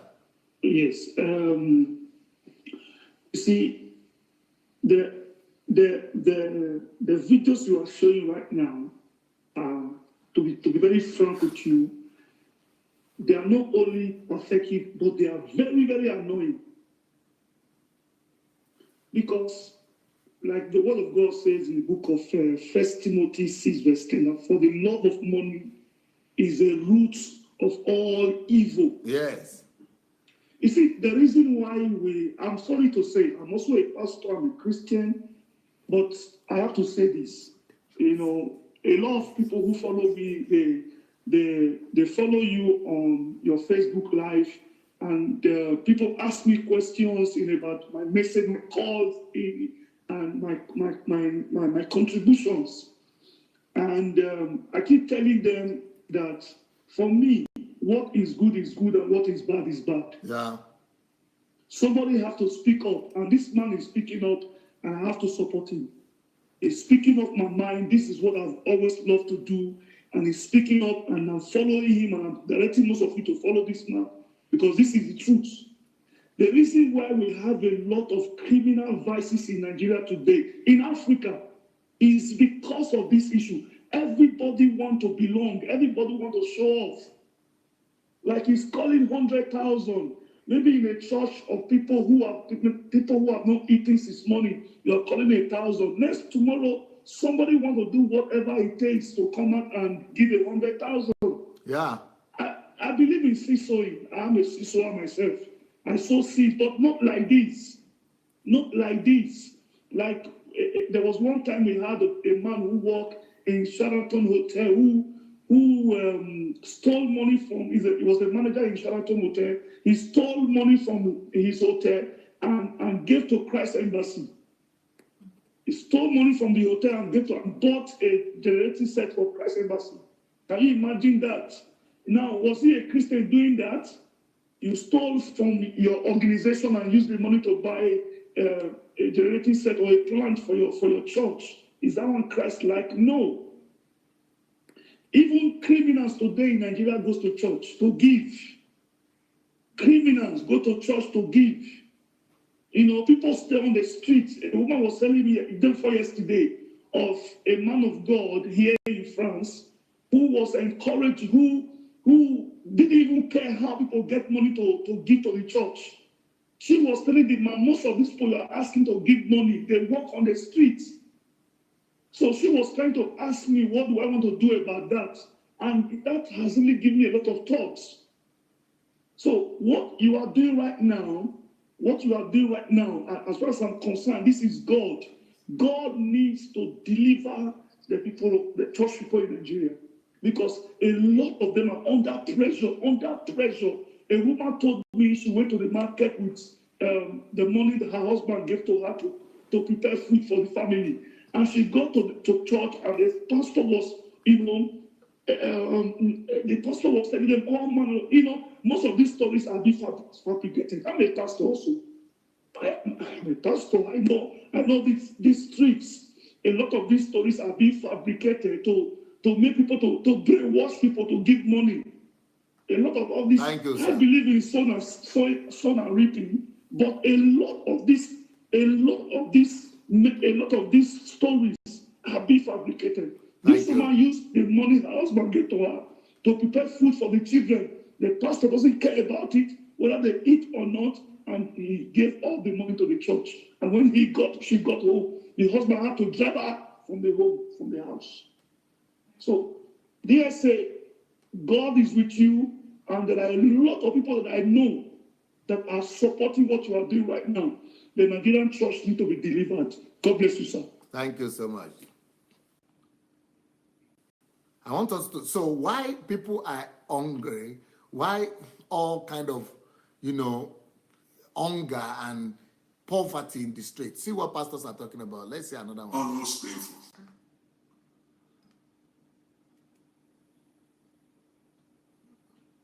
What are you showing? Which one are you going? Yeah, please. Wherever you are, if you don't hear English, you will hear tonight. Are you hearing me? This offering that God said, go and do it, let the offering pains you. God said, it is time for you to partner with me. I want to give you riches. I want to force you to be prosperous. And what you're going to do for you to partner with me, for me to know that you are a partner, you have to be a dangerous seed. He did not tell anybody, even his wife, even his son. When the son asked him, he said, the Lord will surely provide. There's somewhere that we read at the end of the reading of his word, teaches us something that which you and I need to know. When the Lord knew that Abraham... See what you say, the kind of thing they are preaching. Go and sow a dangerous seed. Dangerous seed. Dangerous seed. Painful seed. And don't tell your wife. Don't tell your son. Don't tell your wife. Don't tell your family members. So take the money from the family and go and take it and give it to the church. And he says it's you God is making rich that way. How can God be making you rich when you are parting with the little you have?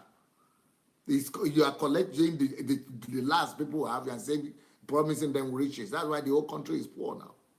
And the pastors are the only ones who are rich. Let's go to the notes.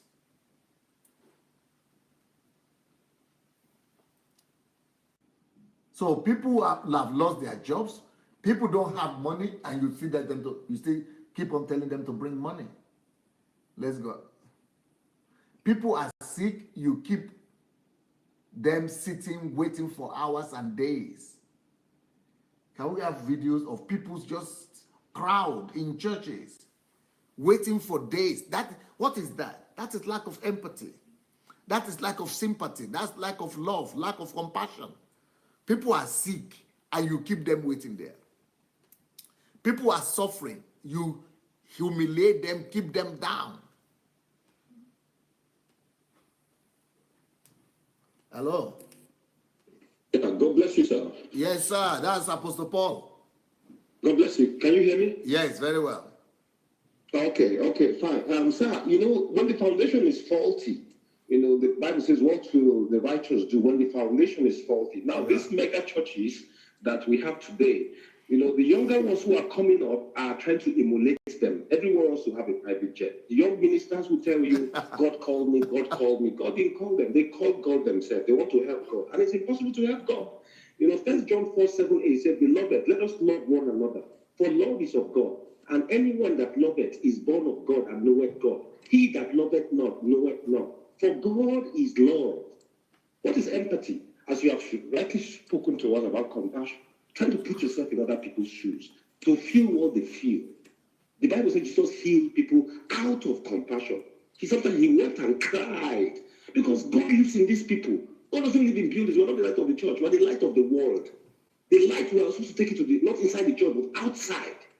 Now, I remember one time when I was in Living Faith. You'll be so surprised, DSA. Do you know after church service, you are going to the place you are going to, you see people who are going to that direction. They will not carry you. They will wind up their glass. Let me not talk about the outsiders now, like these children who they will not even pick you on the way. You even be stopping them. You know them. You know they live around your area. Wow. And they are driving empty after church service, after sharing the grace of our Lord Jesus Christ. After, oh, somebody tell him that you love him. All those things we do inside buildings. But after the service, you'll be waving him, sir, okay? He's gone. You want to come and bet in his car? And you're a member of that church. So it was at that time I began to understand what is really happening in the body of Christ. I tell people, I'm not a member of Living Faith or Christ Embassy. I'm a member of Living Faith, Christ Embassy, Redeemer, or whatever it is, but I prefer to be called a member of the body of Christ. I need to be globally minded. Because if I'm still, sir, you will amaze you that you go to a church and it's a prayer, maybe you want to do a prayer, and a pastor comes up. The next thing you hear a pastor says, I want you to pray that everywhere, every winner's family is worldwide. I say, oh, we're praying for only winner's family. What about the Redeemed family? What about Global Harvest family? What about the other ministry? I thought we should pray for all the Christians all over the world.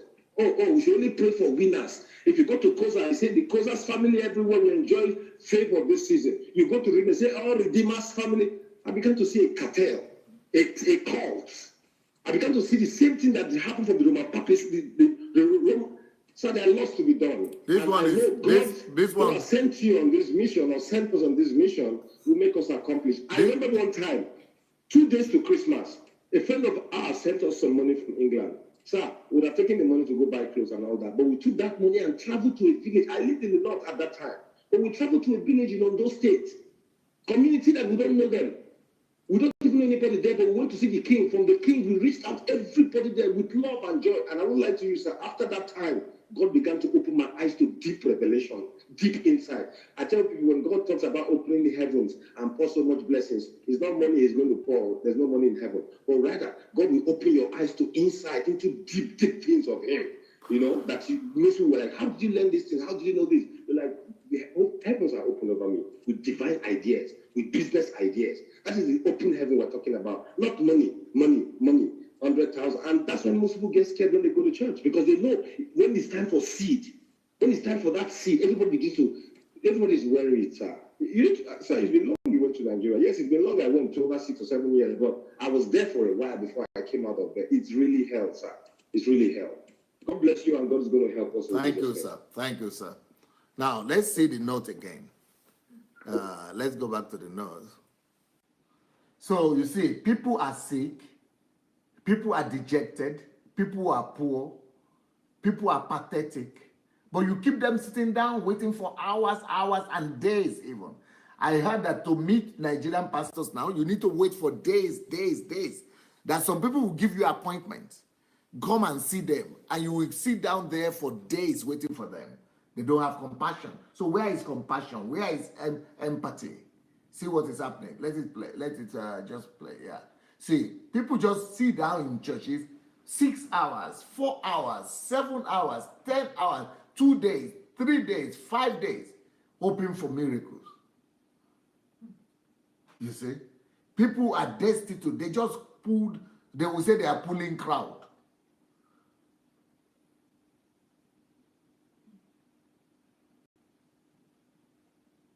And it's even worse.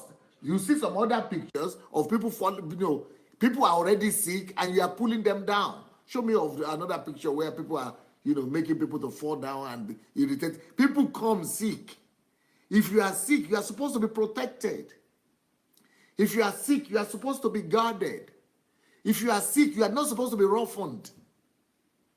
But it's what people do in churches these days. You are sick, you are dying, they push you around, they make you fall down, just to boost their own ego. Just to boost their own ego and make them feel they are the ones who are anointed. So they don't have compassion, no empathy for people who are sick, who are already in a desperate situation, who are already dying.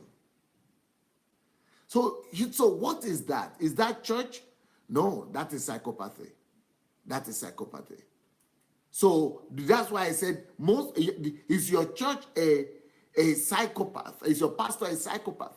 Most of these pastors are psychopaths. They are psychopathic. Because there is no way a normal human being will see that someone is sick and keep him waiting there for days and for hours and for days, and keep them and still pushing them down. People are sick, people are pathetic, and you are still making them to fall down. Sick people, pathetic people.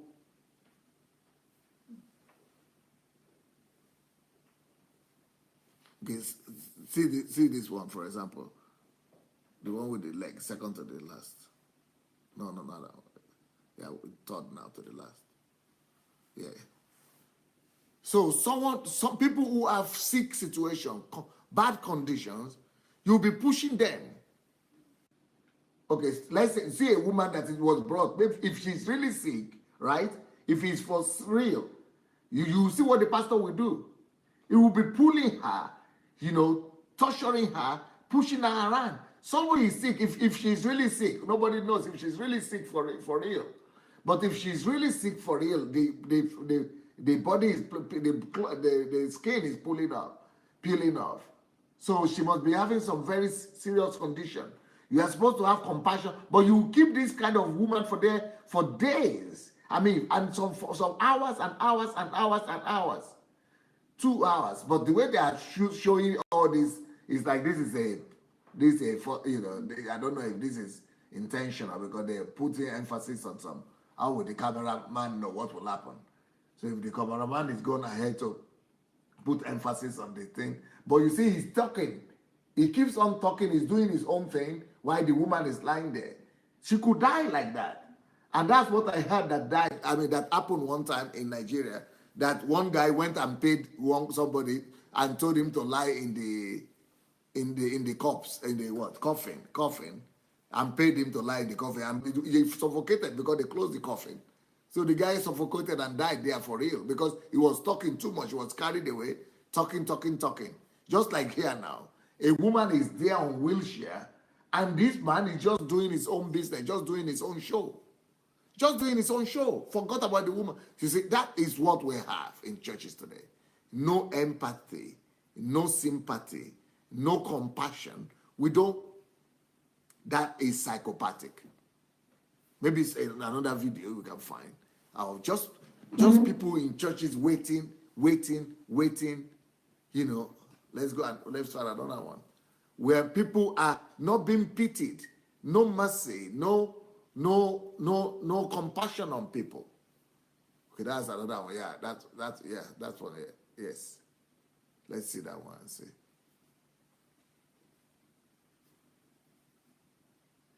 Is it the same thing? Okay, no. So we don't, that is what will happen. But the bottom line is that I'm just saying that the problem in our country is, you see, is this another situation here.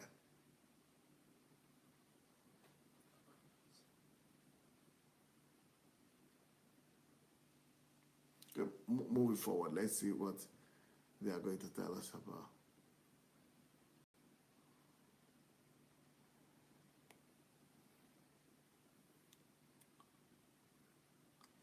So, anyway, let's go back to the note. We'll do this later on.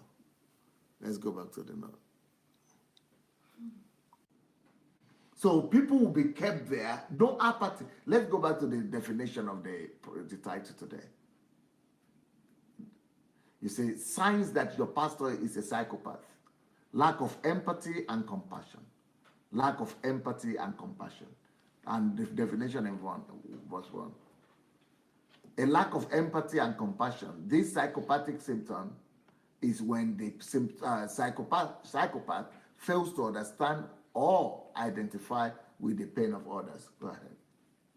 People lose their jobs and you tell them to bring money. Next one. People are sick. You keep them sitting down there waiting for hours and days. Next one.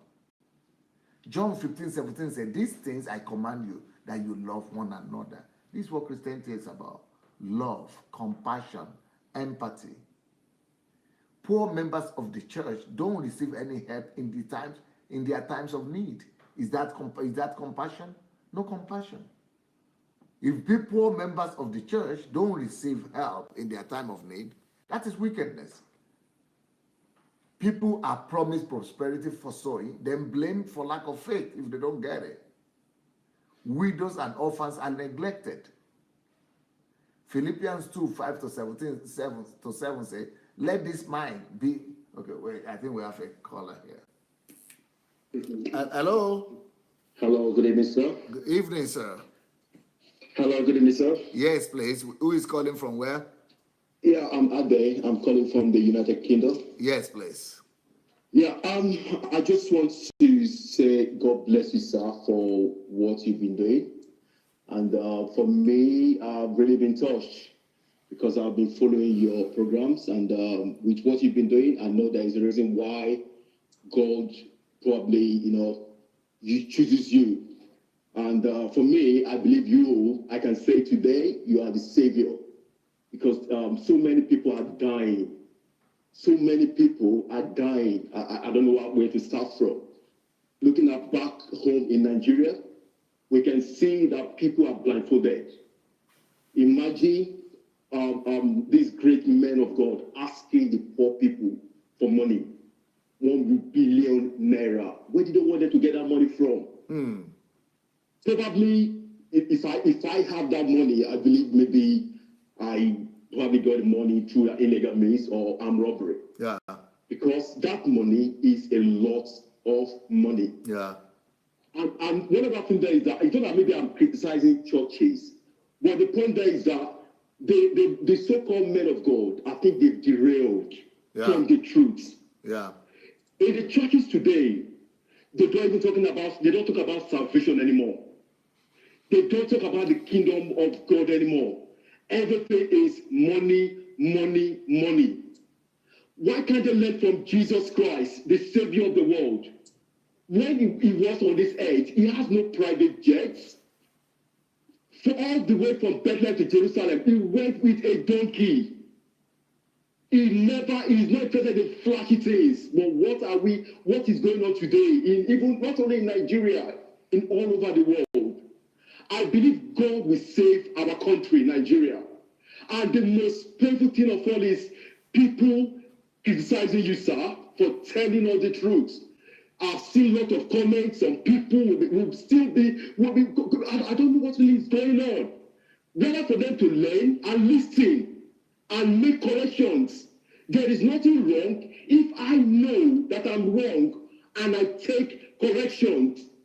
Look at what is happening in the United Kingdom today. If you go to all these so-called white people churches, they don't ask for money. They are not interested in your money.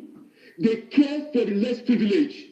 They have food banks. They care for the poor people. Then why can't Nigeria learn from this Western world? Why can't they learn? The so-called member of all these churches, I'm sorry to say this, they have the best university in Nigeria. How many poor people, I repeat myself, how many poor children of the so-called winners or whatever churches are a member of all these universities? And yet we say we are a member of this church. It's a shame. It's a shame. But to me, sir, I believe God has called you. And I believe the reason why, the purpose why God has called you, by his grace, you will not fail. Amen. God will use you for Nigeria. Amen. Our country will rise again. And by his mercy, I don't know what to say. Because for me, I know you very well for years. Even when you invite Pastor W.S. Kumuyi, I listen to the messages for what God has been doing. So for you to come out today and say this or that, there is a purpose and reason. For me, I'm not here to judge, but I know for sure that God called you. And because he has called you, I believe that God will give you the grace to take our people from the land of Egypt to the promised land. And by his grace, his mercy, his purpose will be fulfilling your life, sir. I just want to say thank you very much for what you've been doing. And I believe that many will learn from you. Many will, people, to me, I want to say this. I don't think you are the type that brag. You don't brag. Your record has said it all. What you've done in Ukraine, how many of Nigerian pastors can do this? A man that come from Nigeria and started a big church in Ukraine, who can do it? In all Nigerian churches, even in the United Kingdom, I can tell you this, it's hard for you to see white people there. But God used you. It's not about the white or black. It's one Jesus, one God. For me, sir, I want to say this, that you are a blessing to this generation. And by his mercy, by his grace, the purpose why you are fighting this fight, God will be with you. God will guide you, sir. And we are ready. We are going to support you. We are ready in every means. It's either prayer or whatever means. Just to make sure that God to deliver Nigeria. Nigeria is in bondage. Nigeria must be free, sir. 2018, it should be a year of a new dawn. And God that has called you, I believe that He will not let you down. And sir, by the Spirit of God, we'll be praying for you. Nothing will happen to you. Nothing will happen to all your listeners. Because our God that answered by fire is still the same God, and is the one that has called you. And because He has called you, the purpose for calling you, you will not be let down in Jesus' name, sir. I want to say thank you very much. I want to give room to other people to call, but to me, I would like to say thank you very much, sir, for opening the eyes of the people. Because we are learning every day, sir. And to me, I want to say thank you very much, sir. Thank you, and my I brother. really appreciate it. Thank you, sir. Thank you so much. Now, let's see other instances, other videos that show us that our pastors, we have lost it. If we don't return empathy and sympathy and compassion back to the pulpit in Nigeria, we don't have Christianity. Any kind of Christianity, any kind of faith that lacks empathy, next one, a sympathy, compassion. If we don't have compassion, we don't have anything. We don't have Christianity. Compassion, love, empathy is the definition of Christianity. Once that is missing, we don't have anything. Yeah. See what is happening in Nigeria in streets. Is that this one? Is that this one? You wanted this or another one? Okay. What is this about?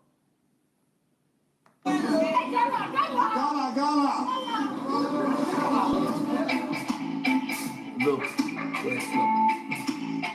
Now, look what is happening here in this country.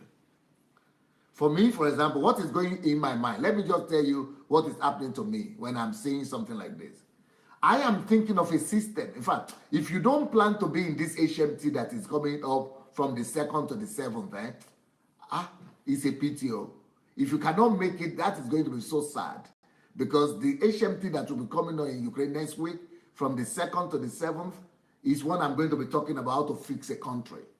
I'm going to be talking about, so when I'm seeing this happening, I am thinking and working out in my mind a strategy of fixing this, of bringing order to this kind of situation. I need to show this kind of films on the HMT because I want to show people how to fix this kind of thing. We can fix it. These are easy to fix.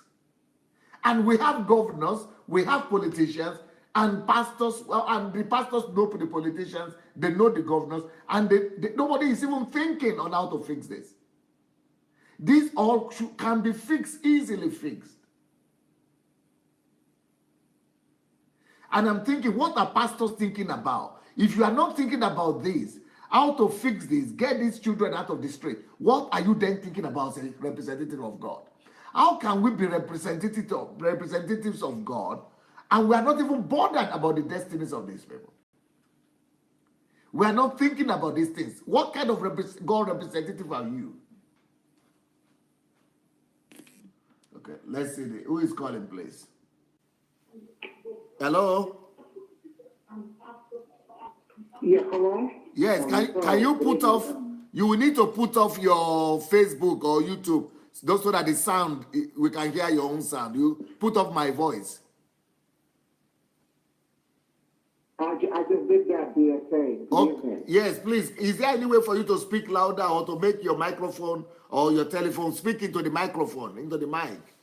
Because your voice is very low. Oh, yes, doctor. Yes, doctor. Okay, can you hear me now? Yeah, it's better now, yes. Hello? Yes. Look for where the mic, look for where the mic is and speak into the mic, please. I'm doing that now. I'm trying to project. Can you hear me? Can you hear me better now? Better now, yes. Who is speaking, please? Hello? Yes. This is Sonny Arche. Oh. I want to thank Sonny Arche. Oh, you are the historian. I read your. Exactly. Yeah. Yes. I want to. Yes, I'm hearing you. I want to thank you for your prompt response. Actually, the way that you actually communicate with your members is so unprecedented. I have never ever seen a preacher who is so down to earth like you.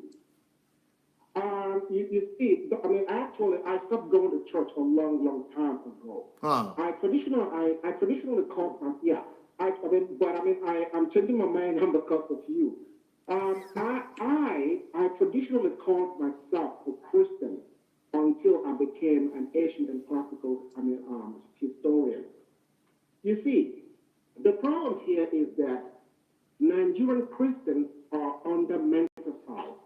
Yes. And it will take a long time, long time to actually free them because they don't know this fact due to the way that I was born in Nigeria actually, and I'm talking about the way that we were all indoctrinated during our childhood.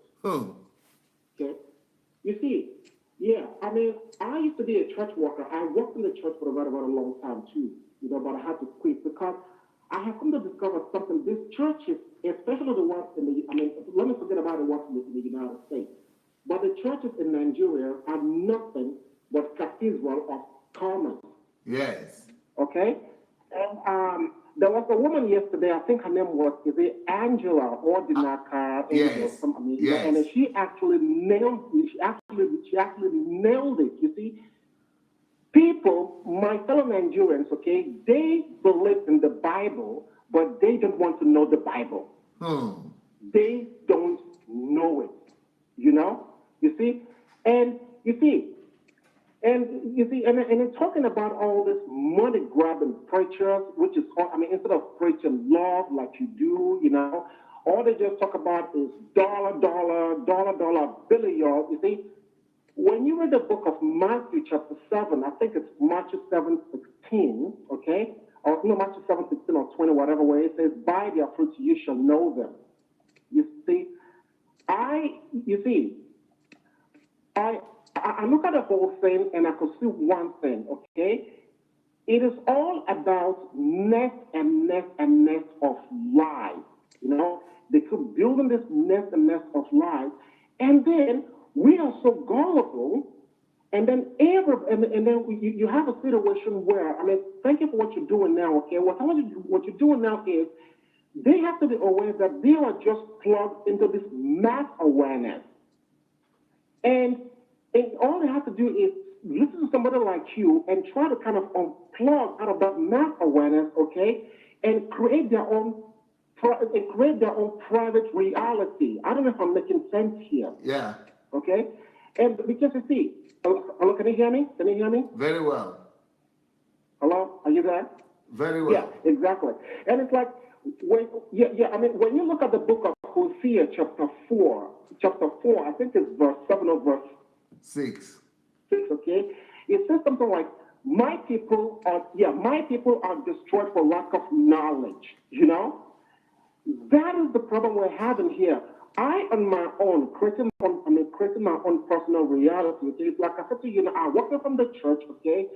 But now that you are actually telling the truth, okay, I am now reconsidering, thinking of going back to the church, but I have learned one thing, and that is to put my faith on the scale against fact and come down on the right side using application of knowledge like you are doing. And thank you very much. I respect you, okay? Okay, sir. You see, you are looking at all this shenanigans in the church, people falling down. You were talking about, when people are under what I want to refer to as self-hypnotic subjugation, okay?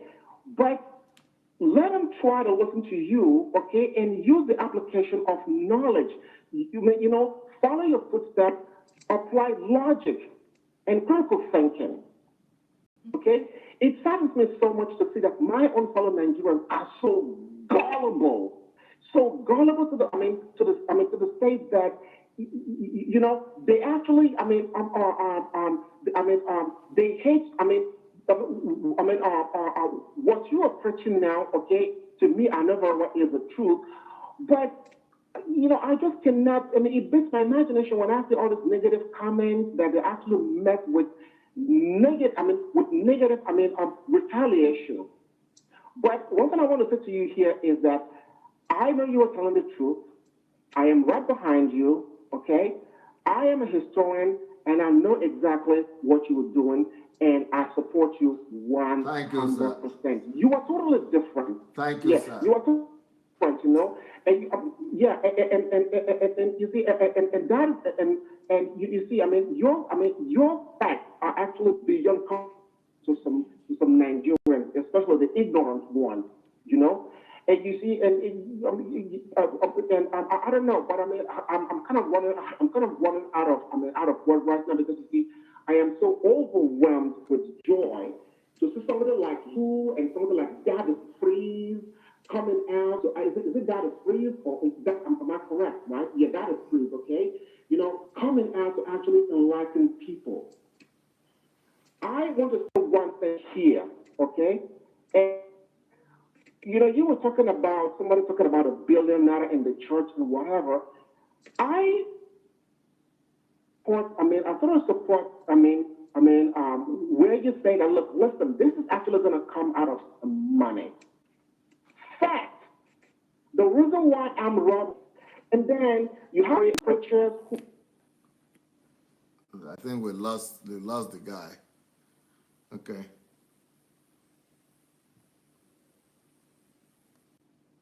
Yeah, these are what is happening. Can you play the things with it, and let's see what is happening with the children. Let's hear the sound.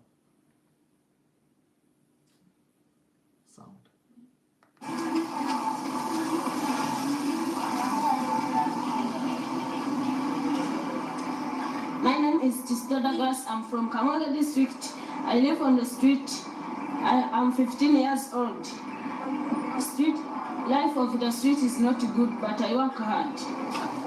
And he really works hard. 8 hours a day, and of course he has no permanent job, but collects out of the garbage what others throw away. He makes a living out of it. Collects plastics and sometimes metals.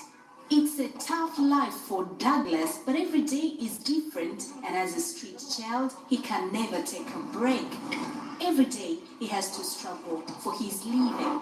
Today was not a good day for me, because every day I was picking metals only, but today I picked only bottles. And now I'm taking to sell to get money. Douglas is not the only one. He is among more than 10,000 street children who try to survive in Kampala. Now he goes to the collector who pays him 300 shillings per kilo of plastics.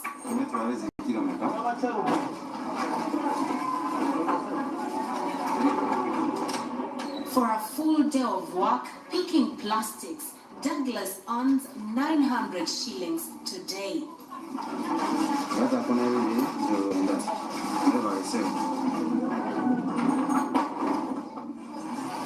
This is not even enough to buy a full meal, but he is lucky he has some money left over from yesterday, so that today he can buy himself a proper meal. As a street child, he is responsible for his own life. He left his parents because they treated him so badly. This hard life on the street is even better than staying with his parents.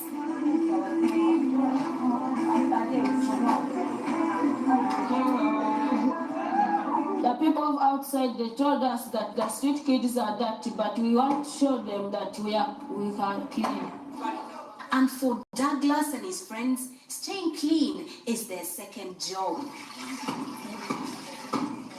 They try their best to wash their clothes as often as possible.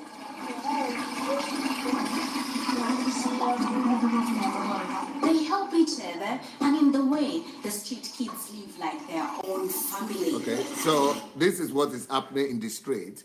This is in Kampala, it's in Lagos, it's everywhere. So we wonder, do they have churches there? Let's see what's happening in churches. At this time, when all these horrible things are happening in the street, let's see what is happening in churches. Let's see what pastors are talking about. Now you can talk about the pastors here or the churches or anyone. We already saw this. Show us something else. Hello, we have a caller here. Hello. It's Osaro. Good evening, sir. Oh, Osaro. Blessings, sir. How are you, sir? Very good. I want to hear your contribution. Yeah, thank you, sir. Thank you. It's amazing, and we won't stop. We'll keep going, and I know what you are doing is going to bear much fruit. It's like empathy and compassion is total. It's not even in the definition of our own Christianity. No, it is not. It is not, because what they preach is not Christianity. It's just like you have said before. What they preach is syncretism. What they preach is idolatry.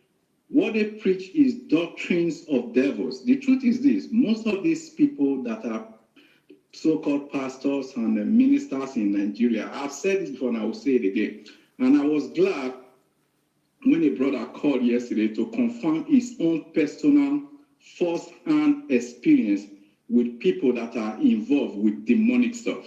Yes. You know, I told you yesterday that most of these pastors, they will not repent because they don't stuff they are not supposed to do. They have done. I know that for sure, because most of these people, they've sold their souls to the devil because they know what they are doing. It is very few of them that are deceived. Those in the forefront of these things, they know what they are doing. They are holding the people captive, and that is why we need to, let the people know what the truth is. Because the only thing that can break them free. A sister called yesterday. Was it yesterday or the first day she was crying? How are we going to get them free? How are we going to do? In my mind, I'm like, the only thing that can break them free is the truth of the word of God. That's why the Bible said, "And ye shall know the truth, and the truth will set you free." That is the only thing, because these people, talking about empathy, talking about sympathy, they don't have it. Why? Because it is the devil using them. The devil likes to humiliate human beings. The devil hates the human race because he knows what God has placed in us. He hates it. So these people have become his agent. They have become an instrument in his hands. Don't you see the way they treat people? That's why they are psychopaths. They don't have feeling. They don't have compassion. Go ahead, sir.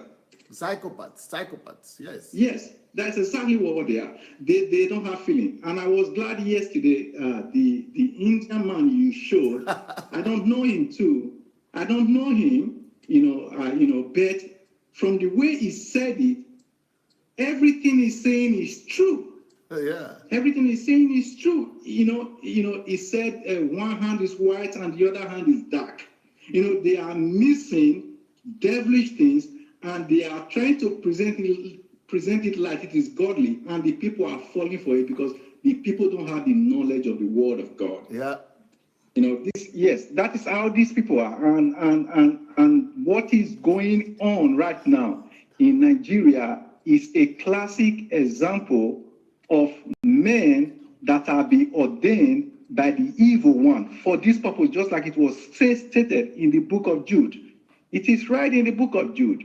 And Christians need to understand this, that the fight we are fighting is not a physical fight.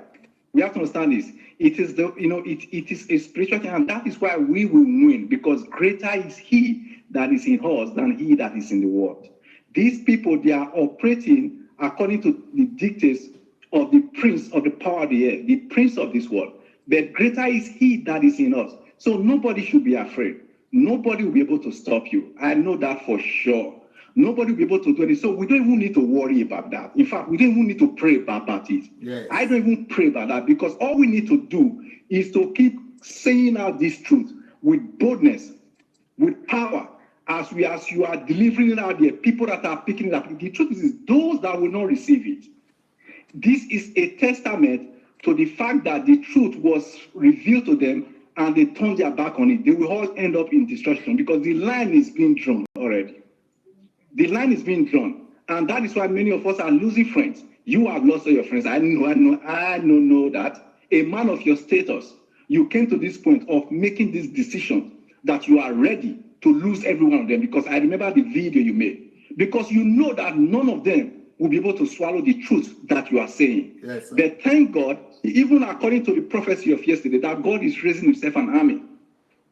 God is training people in the most unusual way, just like he did with you. When you were saying it yesterday, you were talking about the fact that nobody ordained you. I've been telling my wife this for many years now. I said, you don't need to be ordained by anybody. The person that ordained you is God. I know that from the scripture. Paul said, this gospel, he said, I did not receive it from any man. He said, I received it directly from the Lord Jesus Christ. The knowledge you have today, DSC, no man can give it to you. It is impossible. It has to come from God himself. The same thing with every believer. Everywhere I go to, people ask me, which Bible school did you go to? I've never stepped into Bible school one day in my life. But I know the calling that God has placed in my heart. And I know what I'm called to do. I know my ministry. The same way with people that God has raising, that God is raising all over Nigeria and all over the world. That is why I'm happy. You are staying in the forefront right now. You are giving people courage. And people are listening. And people are stepping out to the place God has called them to be. I know that for sure. And that is why this whole thing is going to work.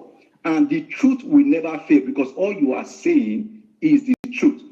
DSA, believe me, this thing, nobody, I know you know already, I don't even need to tell you. I'm actually saying this for the sake of people that are listening. When you made that statement that you don't care, you even want to die now, that is a man that is ready. The Bible said that men who all their life have been held by the fear of death in the book of Hebrews. You know, the one thing people fear the most is death. Once you get past that stage that you don't fear death anymore, there is nothing that will shake you.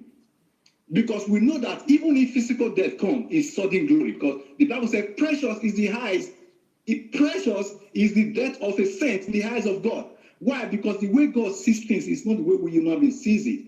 When we begin to understand, begin to see like God sees, the paradigm shifts. And that is what you are doing. And these pastors in Nigeria, these so-called men of God in Nigeria, they cannot take this.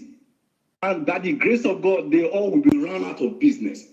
Because what you are teaching is having impact. And people like me and others all over the world, we are backing you up. And we are doing our home wherever we are. I am losing friends too. But I don't care. Because I know that greater is he that is in me than he that is in the world.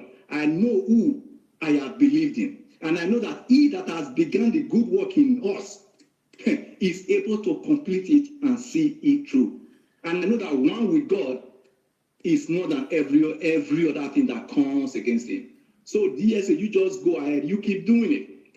And by the grace of God, success is waiting. And people will be liberated by the special grace of God.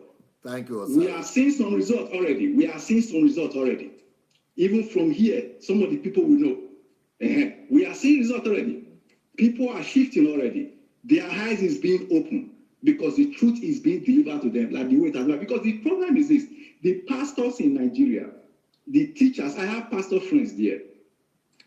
The teachers there, they have no understanding of what the Bible is about. Wow. They have no idea. No, they don't understand eschatology. Yes. They don't understand hermeneutics. Yes. They all went to Bible school because what they teach them there is trash. They don't understand the whole counsel of God, so they don't know what is important to God in the whole big scheme of things.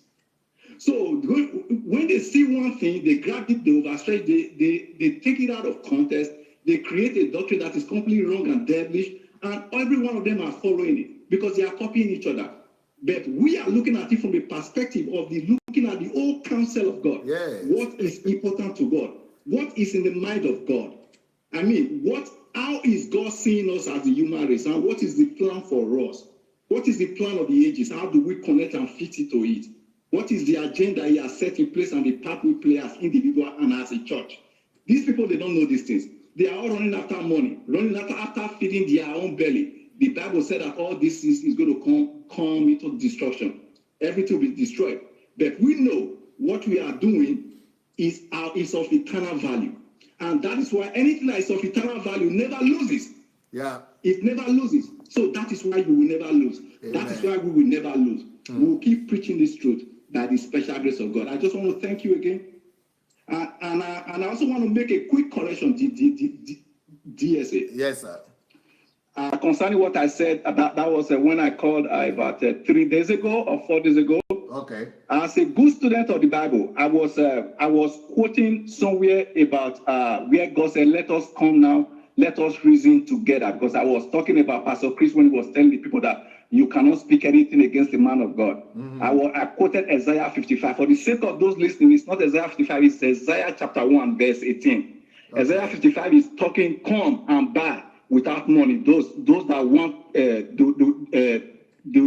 word of God, the word of life, come and buy without money. But Isaiah chapter 1, verse 18 said, come now, let us reason together. So God wants people to use their mind. That's why he gave us minds. So brothers and sisters listening, use your mind. That is why God gave it to you. Analyze, look at that. See how DSA is analyzing everything.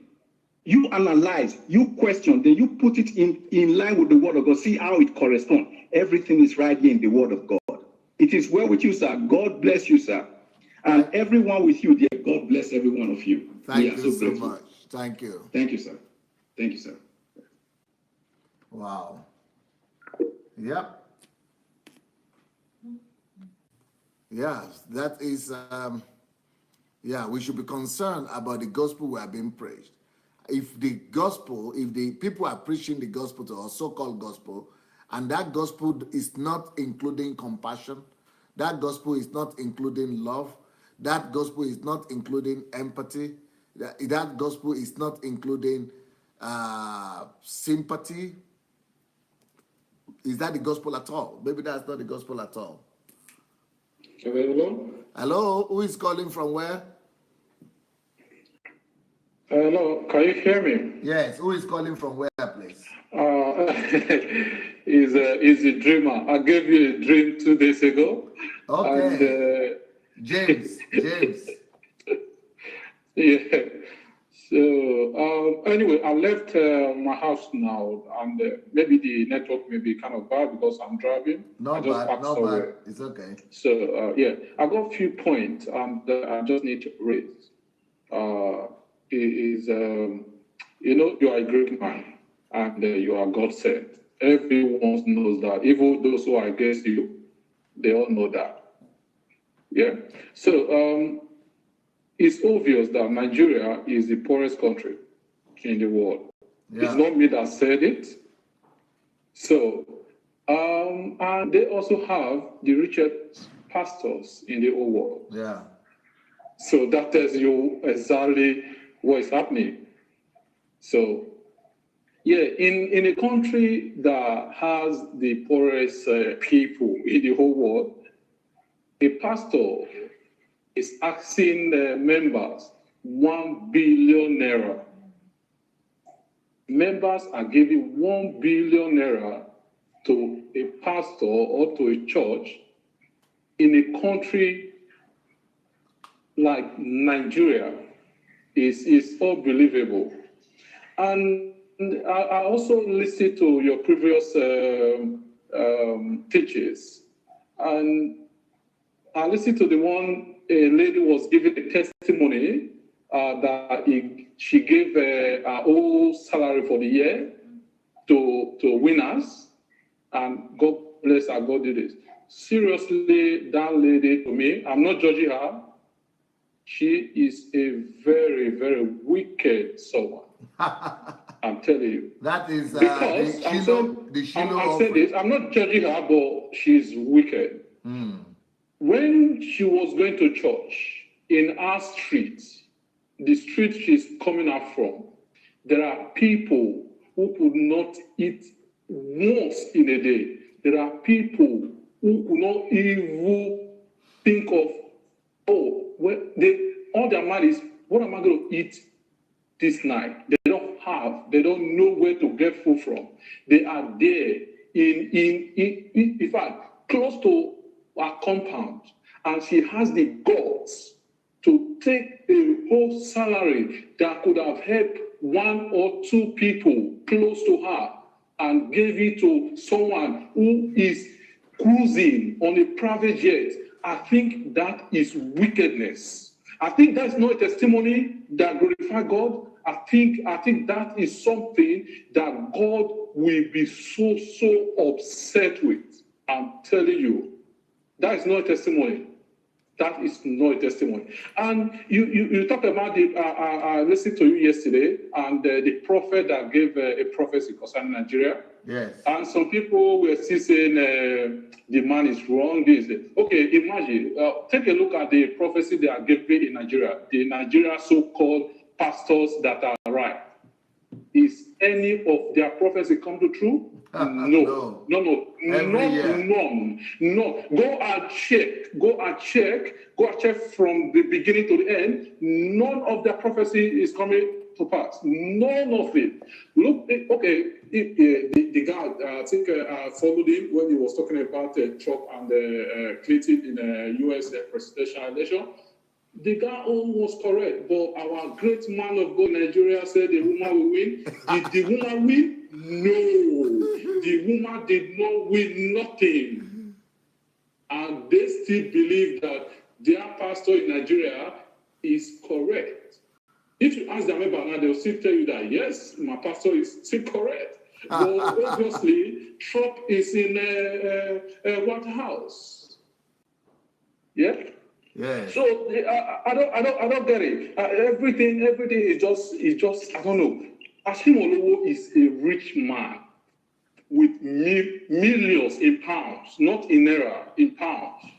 And you went straight to Nigeria with so much poverty that people could not eat. You are still asking them money. You are still taking from those who could not feed. Trust me, I watched the video you started with when a little girl was washing a car screen. Do you know what they gave to that girl? You didn't even watch. You didn't even see what they gave to her. They gave that girl a half drink. The lady has already drank from that drink and gave it to her. Yeah, I saw it. I saw it. Yeah. Yeah. So if you see how wicked people are, I'm telling you, that person may be going to win us to drop our whole year's salary to Oyedepo in Shallow or whatever they call it. That is the problem. That is the problem. And let me tell you again, if you stop this movement,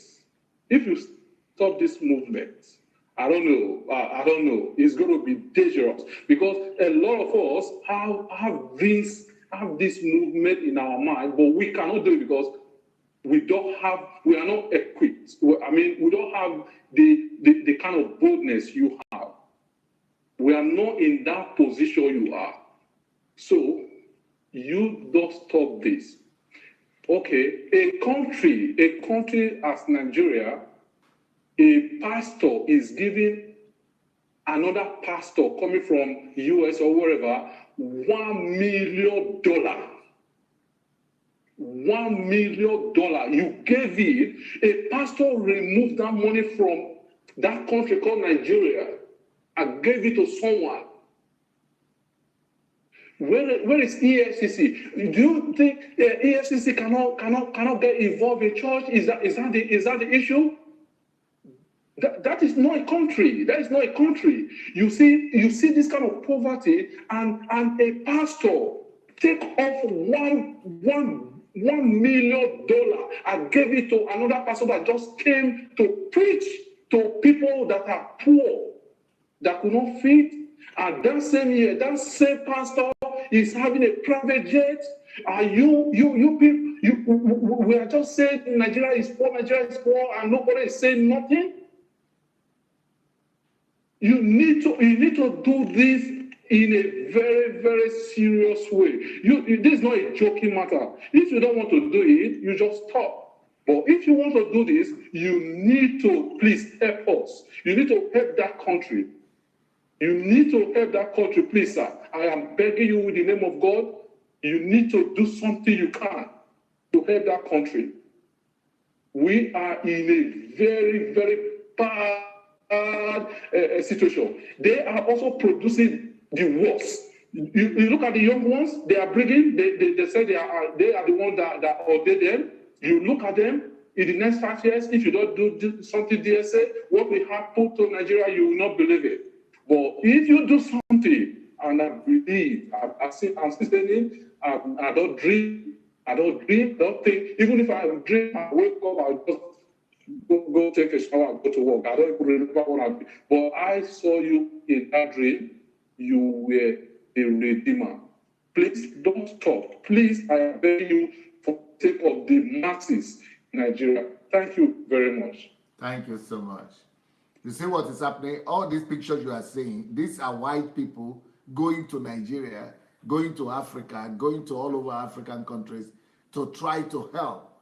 These are poor Europeans, poor Americans. They are not rich Americans. These are poor Americans, poor Europeans, but with their little money they can make, they go, whereby we are bragging ourselves. We are busy bragging that we are the richest country in the world. We are the richest pastors in the world. We have the richest pastors, the richest churches, the richest this, the richest that.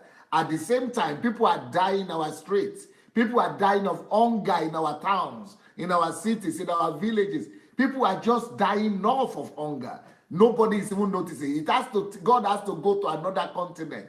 God has to go to Europe. God has to go to America to send tourists and humanitarian workers to go and see and rescue our children. Whereby we are competing among ourselves. We are the richest. We are the richest. Yes, who is calling, please? Yes. Good evening, DSD. Yes, sir. Who is calling from where? It's Sonny calling from Paris. Yes, sir. Yeah. I just want to quickly to say one or two things concerning some of these men of God. Yes, sir. Because sometimes they will preach to us that we should lay up our treasury in heaven. That's what they used to tell us.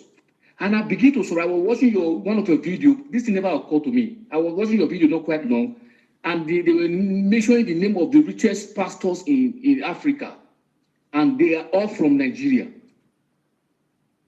And Jesus Christ said, he said it will be very difficult for a rich man to enter the kingdom of heaven. Yeah. So me, I don't understand all those things. It is now I begin to see the difference. That is why sometimes it is good for us to pay attention when somebody is talking, so that maybe at the end you will try to picture out what is about to say. Ever since I don't normally pay attention to your video, but for this short period of time, I've learned so much. And secondly, far back when I was in Italy, most of the Catholic Church in Italy, they have charities homes, and it's called Caritas. Are you telling me, sir? Yeah, that's charity. Yes. It's called Caritas. So I have been to that Caritas almost about 4 or 5 times. My first jacket, the jacket I wore to France, I got it from Caritas. We go there, we queue, they give us clothes, they give us food. These are Caritas. And I believe that these are the money the church raise. And I don't know why they don't do that same system in Nigeria church in Europe, even in Italy itself. They don't have charity organization in Italy. They don't have in Africa. But we go to church, we pay tithe, we pay offerings.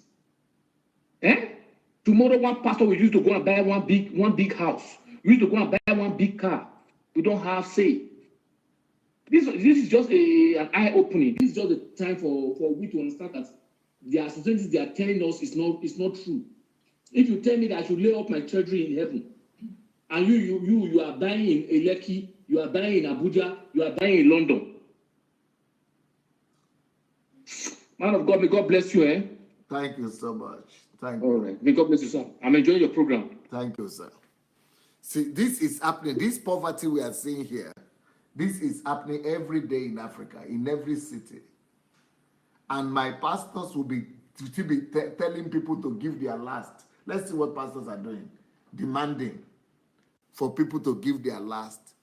It takes people from Europe, from America, to go to Africa to come and have mercy on the poor people, while the pastors are competing among themselves. Who is the richest? Who is the most important one? Who is this and that? Yes, please. Hello. Hello. Good evening, sir. Good evening. Who is calling from where, please? My name is Matthew. I'm calling from London. Yes, please. Yeah. So I've been trying to get across, but finally I've got across today. What I want to say is simple. You know, most of these pastors, first of all, I want to say we thank you for what you've been doing, and I've learned a lot these few days, and trying to get across and get used to the Bible through whatever you've been saying. And I just want to make a reference. I went to a church. I don't know if I can call the name if you don't mind. Yes. I went to a Christ embassy some years ago in Nigeria. That was in 2003. I was diagnosed of glaucoma. So, so I need to go to an operation. So when I got, in Nigeria, these doctors, they want to go for an operation. The way they talk to you, you get scared.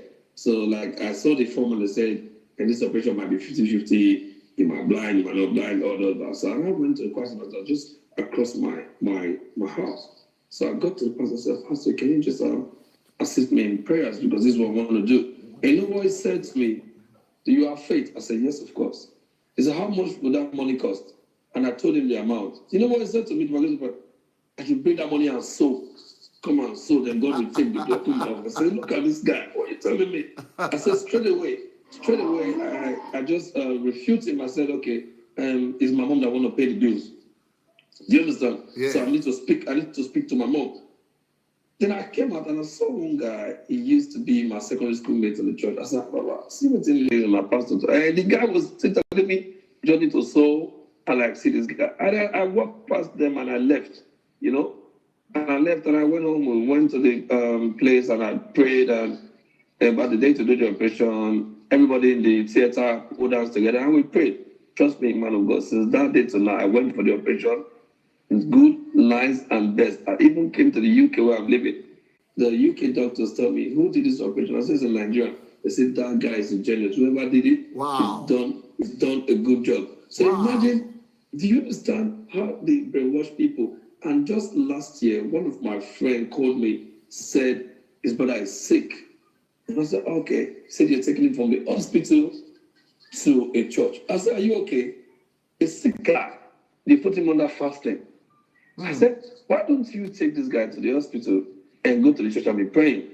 You understand? Because if God knew we're going to be sick one day, that's why he said these herbs are for you in the Bible. Talking about the herb. You think God is so stupid for him to acknowledge herbs? Take it when you're not well. Do you understand? So I look at these people because we lack critical thinking. Do you understand? We lack critical thinking. We're so myopic, and these pastors made themselves like a demigod. So do you understand me? Yeah. A demigod. So they because the people are so myopic and they've been brainwashed. So they don't even know what they're saying. If you try to scrutinize any wrong that a pastor is doing, watch those followers that watch a pastor, not God, they'll be angry at you. If you try to pinpoint and look at what this man of God preached, and I don't think this aligns with the Bible, the next thing they'll tag you Antichrist. The next thing they'll call you all sorts of name. Do you understand? And they'll tell you things of the Spirit, you don't need to talk about it. Then ask somebody. You say things of the Spirit, you don't need to talk about it. You don't die before.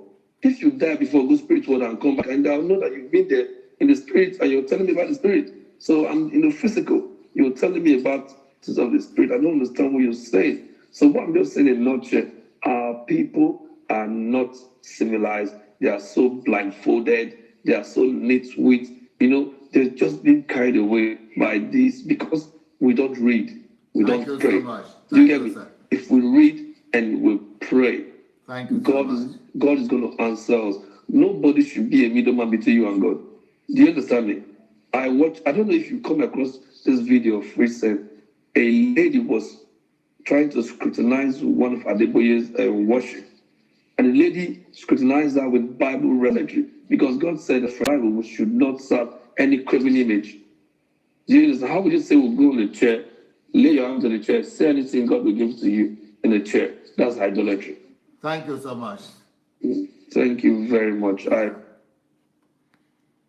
So this is what is going on in the street, in the cities, in the villages of Africa, Nigeria, Africa, any country in Africa you go to, you will see this. But if you go into the churches are asking for money. The churches are, appealing for offering. They are doing one thing or the other. It is all about money, money, money, money, money. Why children are dying, women are dying, the whole country is dying.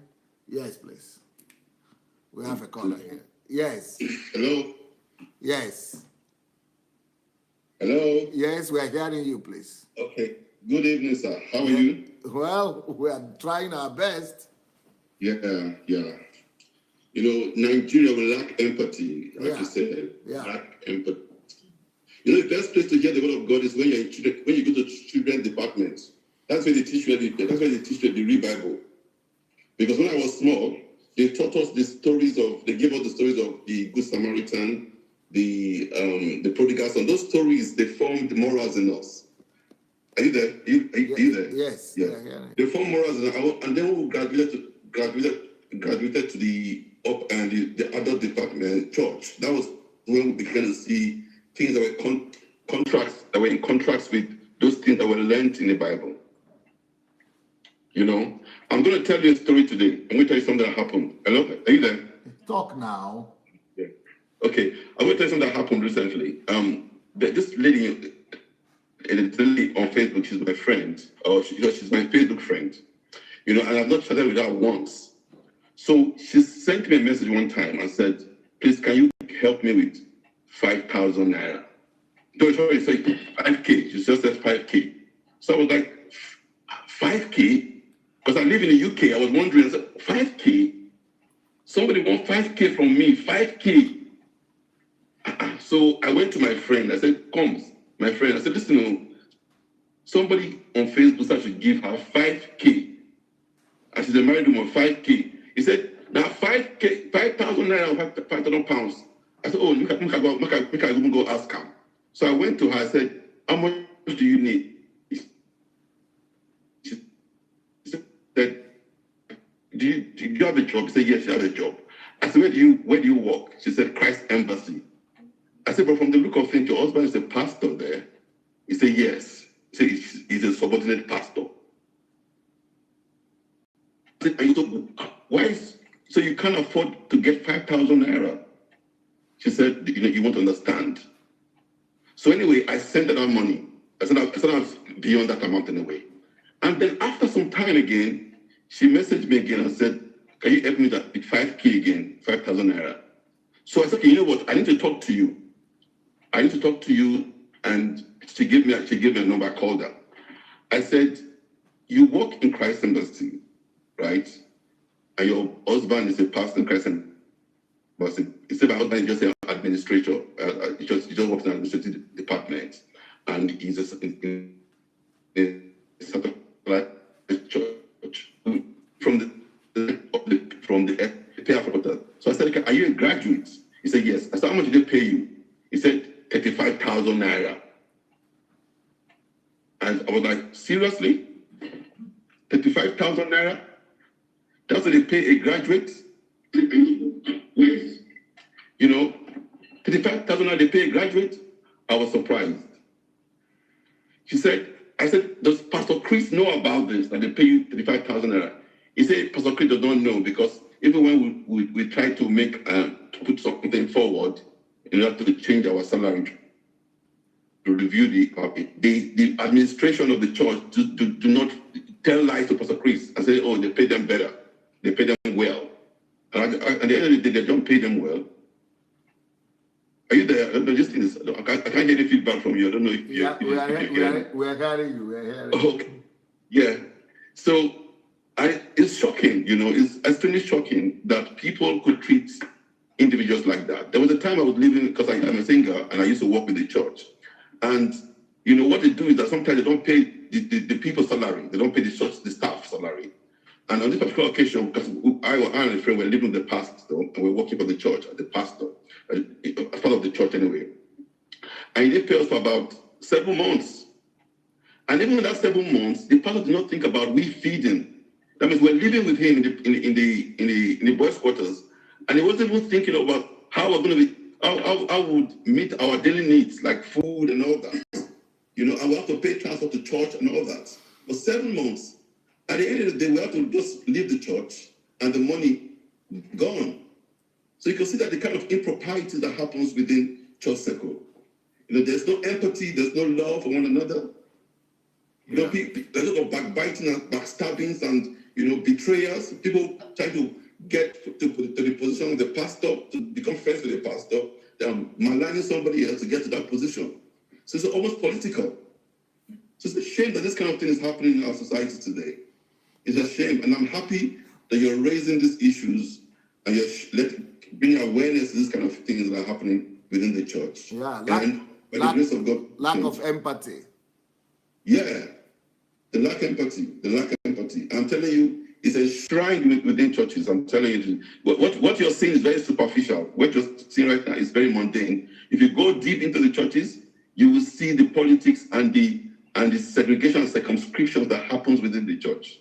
It's a shame that this kind of thing is happening within the church, and I just hope that things will change. That's why I'm very vocal about it, even on my own. I've been shouting about it until I found you, and I saw somebody that is even of a higher status than me, talking about it. And that's why I said I'm going to really work with you to really fight against all these improprieties within the church. People just feel that they're autonomous, they have impunity, they can do whatever they feel like, they can attack people. On one particular occasion, a pastor was working for them and they didn't pay the pastor, and at the end of the day, they excommunicated the pastor. Because you cannot pay the pastor, instead of be apologetic, you excommunicated the pastor. Thank you so much. Thank you very much, sir. Yeah. Yeah, it's sad what we are saying. It's sad what is happening. So why these things are happening in the street, people are dying. Let's see what pastors are doing. Let's see. In Luke chapter 21, verse 1 to 4. Luke 21, verse 1 to 4. The widow who gave the widow's mite. And the Lord said she gave more than others because she gave all she had. And people have taken that story when they want to be miserly and said, this is my widow's mite. I said, number one, you are not a widow. Hello? Hello? Hello? Yeah, yes. Who is calling, please? Hello, this is Pastor Kenny here. Oh, Pastor Kenny, welcome. How are you, sir? Yeah, it's been a while. Please talk louder. Your voice is very low. Okay, I think we lost him. Yeah, so we are hearing the man of God there. Yeah. Number two, you are not giving all you have. It is when you give all that you can say, my widow's mite. But the sacrifice God is interested in most is you. Romans 12 verse 1. Romans 12 there to produce more goods. So why people are hungry in the church? Members of the church are hungry too. The man of God is saying, widow's mite. You have to give your all. You have to give your all. You have to give everything you have, all your money, before it can be regarded as a widow's mite. And some of these people they have children to send to school. A widow doesn't have children, but these ones have children. Hello? Hello? Yes, please. Okay. Good evening, DSA and the whole house. Yes, good evening. My contribution today is that as we are hearing all these messages, I want every member to begin to take a step of faith. What do I mean by this? Yes. Everybody that is hearing these words now, because Jesus himself, there is a great commission. He sent his people out that they should go and make disciples of the people. Anywhere he goes, he sent people out. And, DSA may not be sending us out, but we should be sending ourselves out. From all the little we have been hearing now, it is more than enough for us to begin to knock at doors, even in Nigeria or anywhere in Africa. That these are the messages we are hearing. These are the gospel. Gospel originally meant beyond belief. That is the meaning of gospel. What we are hearing now is beyond belief, and we should go out and begin to disseminate it. So for those of us, members of DSA team, please, we have had enough already. We have had enough. The next thing for us is to begin to disseminate the good news. I have started, and I listened to the little that DSA told the RCCG team in 2008. I was moved beyond expectation. And instantly, I did something that is even more local, that the local churches in Africa can understand. And I started disseminating it. And this exactly is what I want my team members to begin to do. It is not enough for us to be hearing all the time. I'm moved already. And I believe that people should also by now be moved. We don't wait for a year, 2 years. We don't want to graduate as PhD from DSA before we start action. Action should start right now. Enough is enough.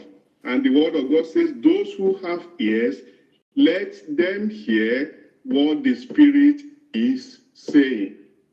Thank you, DSA. Thank you, sir. Thank you so much. Yes, sir. Action is needed, yes. Action is what we need. Yeah, so these are the things happening in the nations. This one is,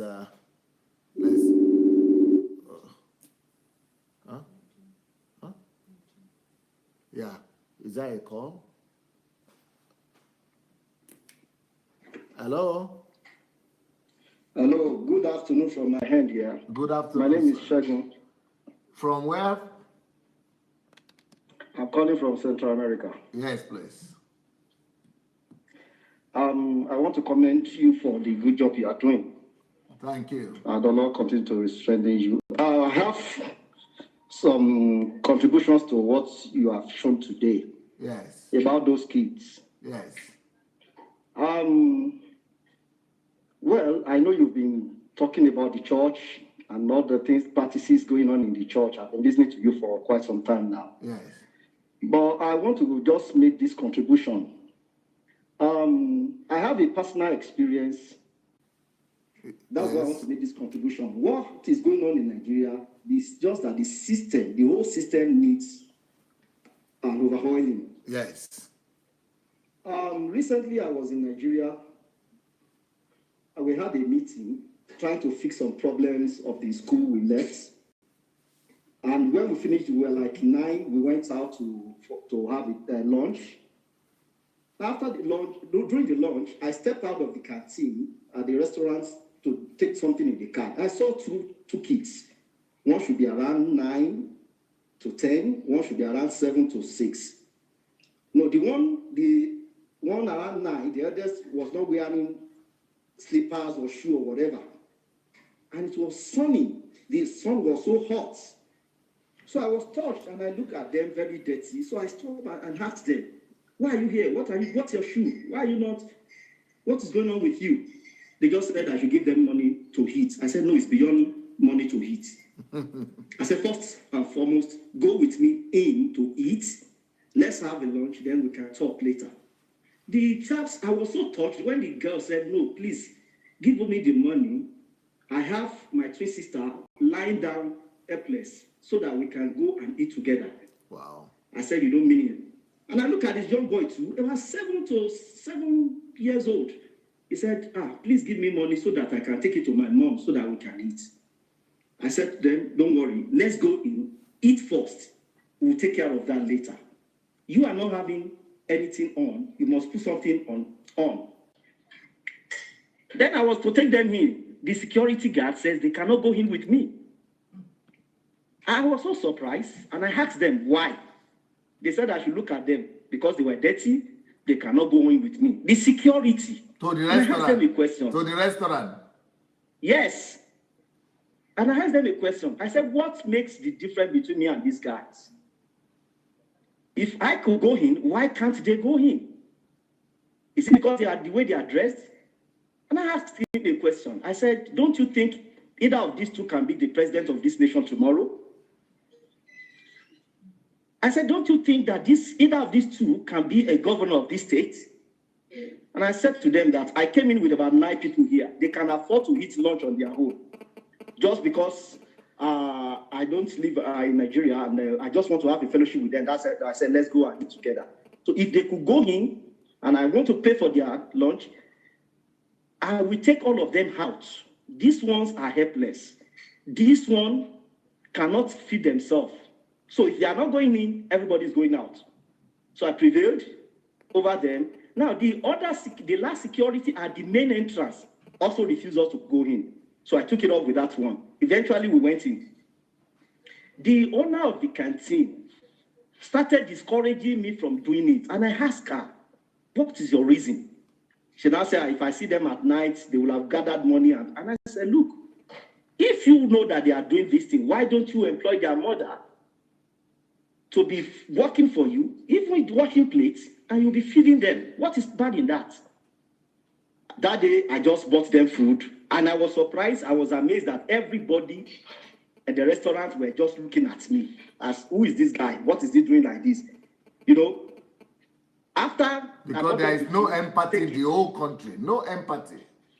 Yes, I bought them the food, give them money, you make sure you buy shoes. I was going to take the boy and the girl down to the market, but because of the situation in Nigeria, I don't want them to begin to say kidnapping or whatever. So I just have to give them money. Just go and give to your parents, do this, do that. And they left. So and at the end of the day, you know the funniest part? One of my friends that came to join us there, he also does not live in Nigeria, decided to pay for everybody. So I now turned to the other guys, I said, look, most of the things that we just need to do is to make a move. The provision will come. So the system in Nigeria is not about the church alone. It's general. Just need an overhauling to overhaul the whole system, that everybody should rise up to start doing something. I have so many experiences like that. I have so many encounters like that, that we should not be talking about others that are not doing it alone. You and I should start doing some things. There are some things I'm doing in Nigeria by the grace of God to touch people's life, to better some people's life. But if we can everybody can begin to take it up. The country I live is not my country. If I'm doing it here, what stops me from doing it in Nigeria? Yeah. But it's not just part of us. It's not just part of us. People are not seeing it as their responsibility. They don't see it as their business. They don't see it as something that concerns them. That is why we Nigerians will leave the shore of Nigeria and come here and forget about Nigeria.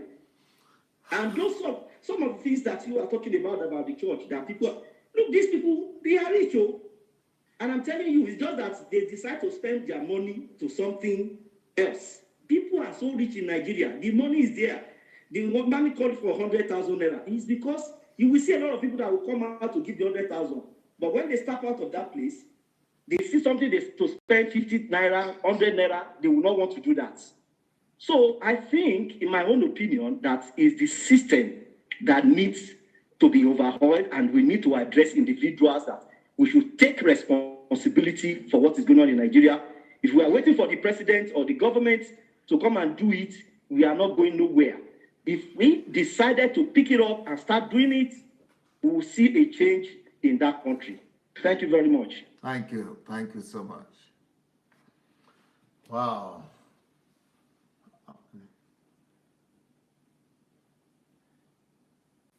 Well, this is what we have in the country. This is what is happening. You see, Europeans going to help our people in Nigeria. This is Delta State in Nigeria.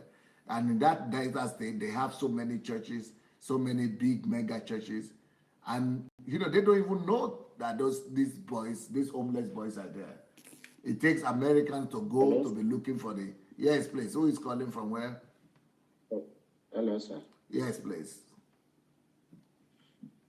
Mr. DSA. Can you speak louder, please? DSA, good morning. Morning. Yeah, DSA, this is Bishop calling from Malaysia. Yes, please. Yeah, DSA, please. I really thank God for you. You are the man with the torch. You really show us the light, the true light of God. First time in years, because I kept watching you, me and my wife. My wife confessed today that I have fallen in love with this man with his preaching because he has facts. First time she ever said it to any Nigerian pastor or a preacher. First time. Thank you so much for that. Thank you, sir. Thank you, sir. Yes, sir. What I want to say is, if you have anything in this upcoming things you are going to do in Nigeria, if you have anything in Asia here, just please let me know or guide me how to start as well, like you, because I do believe that Asia is also part of the world. Yes. Not only in Nigeria, all these pastors they are here in Malaysia also. Even the locals, the Chinese, the Indians, they converted into Christianity, have abandoned Christianity, go back to their religion because of whom they are.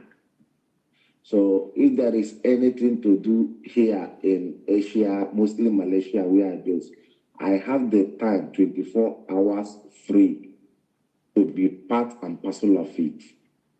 Thank you so much. Make sure you go to register. Let me know what to do about that. Make sure you go to register on the blog, sundayadelajablog.com/Nigeria. Okay. As soon as I drop, I will surely register. And so once again, what I want to say is about the man in the Indian man that you showed yesterday. Yes. I wanted to call, but there wasn't time for me to speak of. The time is against. So after you go and watch the man prophecy on January 2017, prophesying that Jerusalem will become a capital of Israel. Now it has already happened. But sir, what I want to say about that is that, look at that man. You say that his prophecy are coming true, but the man is not with the bodyguard. Why is it that those that their prophecies are not coming true are with the bodyguard? I saw the man yesterday. The people all at his back were the choir. No bodyguard on the altar. Why is our pastors moving around with all this bodyguard heavily armed men? And they will tell us that if you die as they say that you go to hell, but you die as righteous as they are, they will go to heaven. What are they afraid of? Why are they not sure of that heaven? Why are they moving around? They will pray for you that you will not meet kidnapper. Then what are they doing with all these guns they are moving about? You can't see a man of God. You can't touch a man of God. You can't even talk to a man of God because he's fully well protected. I'm tired of all these things. Honestly, I'm really, really tired. And once again, what I want to ask you, is it true that if you do not submit to whatever your church, let's say the church you are going, whatever the pastor teaches, if you do not submit to that, you will not make heaven? Wow. That's a lie from hell. Yeah, because it was taught to me in this Suleiman church. I'm telling you that I have every reason to beat him. I have every good reason to beat him because the lies towards me so much. Yes. Sir, please, I'm begging you, keep up the good work you are doing. God is your strength, not man. And sir, please, once again, don't beat Nigerian president. You are too good to be in that corrupt seat. The president, I'm thinking you will be, is for this revolution to be, guide us, lead us to the right path, not the president of Nigeria. That country has been desolate because if you watch very carefully, no man was born as ISIS. ISIS, people that were ISIS were brainwashed that this is the only way. Likewise, Nigerians, the problem in Nigeria, not the politicians, is the pastors, is the seed they are planting in the young man, even in the life of the politician that make them to do whatever they're doing. When a pastor is asking for 1 billion, is it not only politician can be able to give that money? Even the richest man in Igbo land or in Yoruba land, if Dangote cannot give that 1 billion just like that, it's only a politician. So this is what they are encouraging others to do. I believe that if Nigerians pastors were sanitized, Nigerians will be good. Because the message they are preaching is not a message of it's not can I say a good message at all. It's not encouraging. They are the ones that encourage all these politicians. All of them are giving bribe to be a friend of politics. Meiji is the best friend of Apostle Joseph Suleiman. If you are not sorry. All right. Anybody there again, Colin? All right. So that's what we are saying. No empathy, no sympathy, no compassion, and we need to stop that. All of us need to start with ourselves. It has to start with us. Hello? Hello? Is anybody there? Okay, let's get the next one. Yeah, see what is happening in the country. It's all a mess. Yeah, these are the kind of things that Galina we select many of these. These are the kind of things we make. Hello?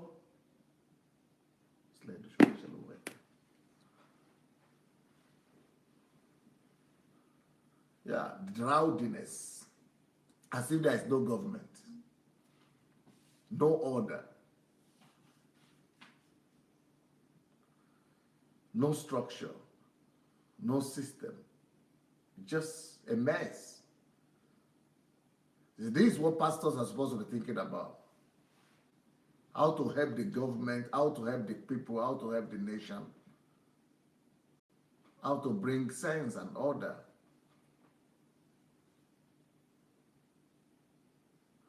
Anyway, thank you so much, everybody. I think that's all for today. Have a wonderful evening. Blessings. Bye.